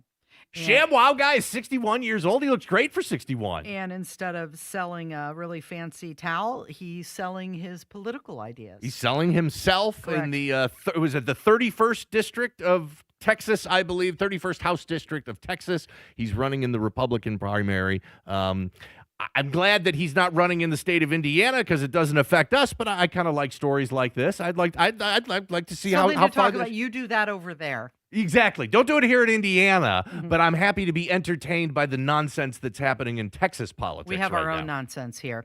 So Pepsi is cutting prices on some of their popular snacks. This includes Lay's, Doritos, Cheetos, and Tostitos, some by up to 15%. And they say that this is because they've heard from consumers and they want to give a bit of relief amid all the high grocery costs. And they're just responding to customer feedback about affordability struggles. The thing is, this is happening right before the Super Bowl. Yeah, I'm sure. Coincidence? Hey, look, this huge multi-billion-dollar multinational corporation like PepsiCo, the only thing they're concerned about is your affordability, for sure. So, yeah, after, 7 or 8 years of massive price increases in Pepsi's products, and by the way, also some of those products, in addition to price increases, had shrinkflation, so you're actually paying more for less product. Look, Pepsi's just like any other big corporation. If they can raise the price of their products and get you to pay it, they're going to. I mean, it's the corporation's job to charge you as much as they possibly can. And it's our job as consumers to get the best deal that best deal that we possibly can. So obviously, Pepsi is seeing something in the numbers here and realizes that the massive increases they've had in their products the last few years probably not sustainable, and they need to give a little bit of that back before they start seeing their sales go straight into the toilet. Sure, or they're just looking for a little extra boost in sales to get your attention by saying we've lowered prices. They say their packaging and their product sizes are going to stay the same. They're only suggesting that the prices are going to be coming down. So you got Lay's, Doritos, Cheetos, and Tostitos. Out of all of those, which is your favorite? What were them again? Run through them again for me. Lay's, Doritos, Cheetos, and Tostitos. I like just a standard potato chip. So you're going to go with Lay's. I would go with Lay's, although that's not my favorite potato chip brand. But of all the options there, I like just your regular, average, all-American standard potato chip is generally my favorite snack food. You know I'm a fan of the artificial cheese. You flavoring. love okay. So this actually, I'm glad you brought that up because you do love artificial cheese flavoring. Doritos and Cheetos. I assume your decision would between one of those two. Which one are you choosing? I'm going to have to go with the Cheeto. Cheeto over the Dorito. Yeah, and it does vary.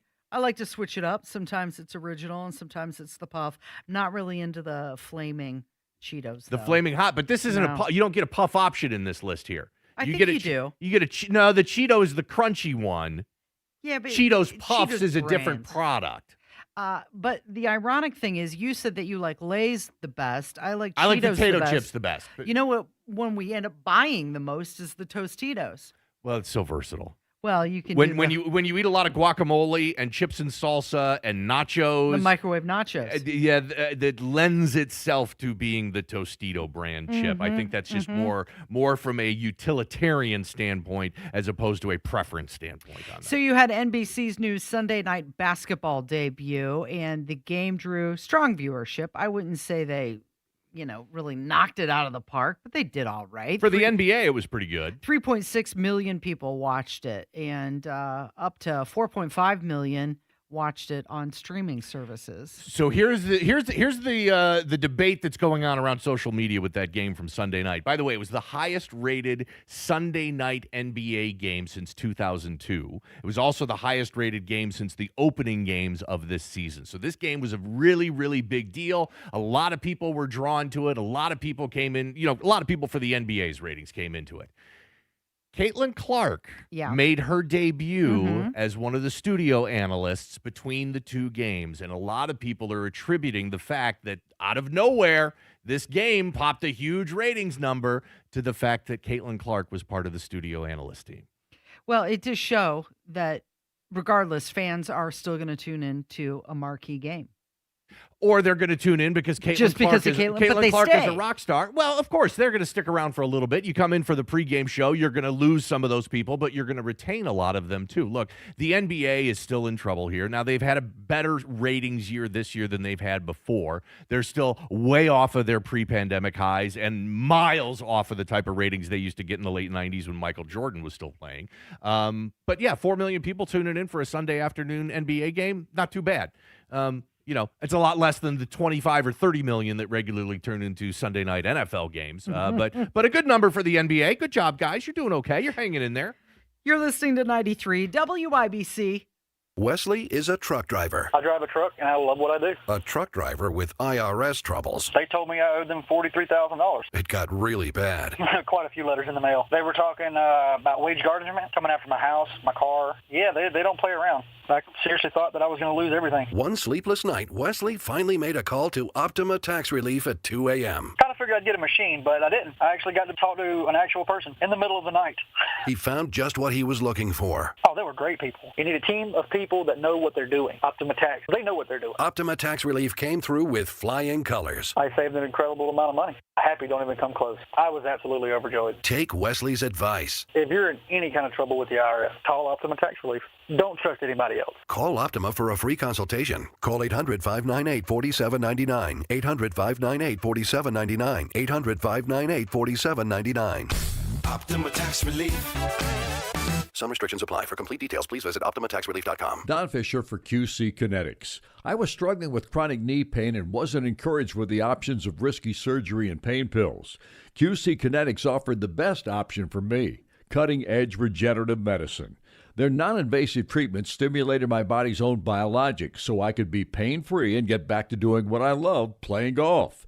QC Kinetics has a fantastic success rate, and it's clear to see why so many Hoosiers are happy to tell their story of how they reclaim their lives with the QC Kinetics approach. Ready to live your life pain-free? Go to qckinetics.com/Indianapolis or call 317-559-PAIN and get a no-obligation consultation. QC Kinetics uses the latest technologies, whether it's stem cell, PRP, plasma, or a number of other advanced therapies. Call QC Kinetics. It'll be the best call you will make. Get back in the game, whatever that is for you. Call 317-559-PAIN. Hey, Mom. It's me. Oh my gosh, you'll never believe what I just opened for Valentine's Day. A sapphire ring from Helzberg, just like the one I lost years ago. Remember how excited I was when you gave it to me? I cannot believe you remembered that story. I guess you were right. I really found the one. This Valentine's Day, create a moment that means something with up to 40% off gifts at Helzberg. Shop in store or at helzberg.com. Garage door problems? Call today for service today. Garage Doors of Indianapolis services all makes of garage doors 24 hours a day, 7 days a week. Call today for service today. 875-4577. Call today for service today. Get it fixed right now. Call Garage Doors of Indianapolis at 875-4577 or visit doorstoday.com. In the morning, call 875-4577. Service today? Today.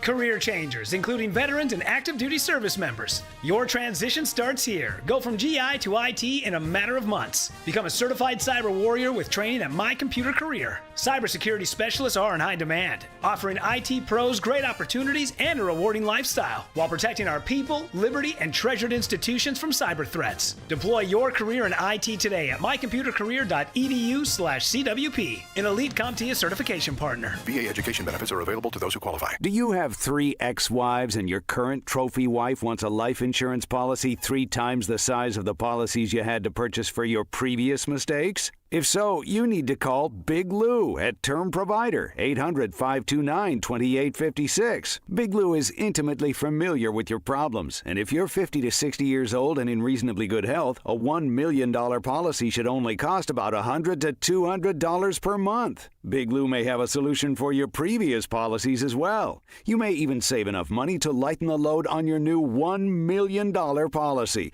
Remember, call Big Lou. He's like you, except he's only on number 2. Call Term Provider at 800-529-2856. That's 800-529-2856 for $1 million in term life insurance that you can live with. Call Big Lou at 800-529-2856. 800-529-2856. Get inspired at the Suburban Indie Home and Garden Living Show on Saturday. Discover hundreds of exhibitors, thousands of ideas, plus local artisan shopping. Tickets are just $7 online and parking is free at Grand Park. Visit suburbanindieshows.com.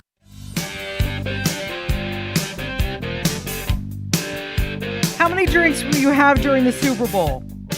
Have you ever called in sick on the Monday after the Super Bowl, despite not being sick? Okay, answer number 1, none of your business, okay? Who's keeping track of my drinks is none of your business. I don't even keep track of my drinks. Number 2, I haven't called in sick, but there was a period of time there for probably 5 or 10 years where I would take the day off on the Monday after the Super Bowl. I would just use a PTO day and take the day off because I really wanted to enjoy all the Super Bowl fun that it has to offer. Those were the questions that were asked by the Action Network. They surveyed 3,000 NFL fans about drinking and work absenteeism after the Super Bowl. Let's talk about drinking behavior. Yeah. About 66% of fans plan to have a cocktail during the game. That seems low. You think so? 66? That's it? Who's watching the Super Bowl and not at least having some sort of drink? 18% expect to have 5 or more cocktails. Is that a lot? Yeah. Is 5 a lot during a football game? Okay, no, wait, hear me out. Seems like a lot to me. Hear me out. Pregame starts at like 10 o'clock in the morning. The kickoff is 6:30. Game's not going to be over till 10 or 11 o'clock at night after postgame. 5 drinks over a 15-hour period isn't that bad. That's totally reasonable. So in your mind, when they say Super Bowl, you pretty much mean the entire day. It's called Super Bowl Sunday. It's the whole day. Yeah. They don't specify exactly when the clock starts on this. Hey, you can't drink all day if you don't start in the morning. That's the way I always feel for Super Bowl Sunday. So 5 doesn't seem like a lot to me. Okay, so the Super Bowl typically wraps up very late, and the effects linger into your Monday morning. Yep. Millions of Americans show up to work, maybe a little tired, maybe a little bleary-eyed. Some don't show up at all. 32% say they have or would call in sick on Super Bowl Monday, even though they're not actually sick. Self-inflicted illness, right? Operator error. I wonder how that compares to a normal Monday. I'd say 10% of the population probably calls in sick on a random Monday any day of the year. 17% say they might consider it. So using this survey plus employment statistics, they estimate that Super Bowl Monday could cost The U.S. economy, $1.96 billion in lost productivity, and that's because of the absenteeism and also hangovers. I liked everything about this story up until we got to the billions of dollars in lost productivity. It seems like the fun police are out every time we get that story about lost productivity, because we're going to do this story again come March Madness, because everybody always talks about how much, lost office productivity happens during March Madness because games are on at 1 o'clock in the afternoon and people aren't doing their work every day. Hey, fun police, get off my back, okay? It's fine for me to, kind of... go half and half one day because I'm a little groggy because I was up the night before watching the game. I think we're supposed to have fun here. Can we just have fun with the Super Bowl and not talk about how much lost productivity there is for our companies? Now, I know what state is probably going to come to your mind. Okay. But which state leads in the heaviest of drinking in regards to Super Bowl watching? Now, I know this from previous stories that we've done, that the state that consumes the most alcohol when it's not sports related. So I'm going to infer that it carries over to sports related. So I'll say Wisconsin. That's incorrect. That is incorrect. And that's what I thought you were going to come up with. Come on. Texas actually leads in heaviest drinking. So when it comes to an average... 30% say that they'll have at least 5 or more drinks. So when it comes to your average, any old day of the week, Wisconsin clearly holds the title for biggest drinkers. But when you throw football into the match, that's when Texas is like, nah, we got this. We're Texas. We're better than everybody. We're coming to the top of the charts. Ohio also tops the list. They have 27% of their people expecting to have 5 or more drinks. The state least likely to call in on Super Bowl Monday. Utah. Mississippi. Yeah. That doesn't make any sense either. Right? Utah is the state that consumes the least amount of alcohol. They should have the reason that, they're not hungover. They're not going to have to call in sick. Mississippians are just going to go in no matter what, I guess. They're not calling in sick. Thank you, Jim. Thank you, Kevin. Thank you for listening. This is 93 WIBC.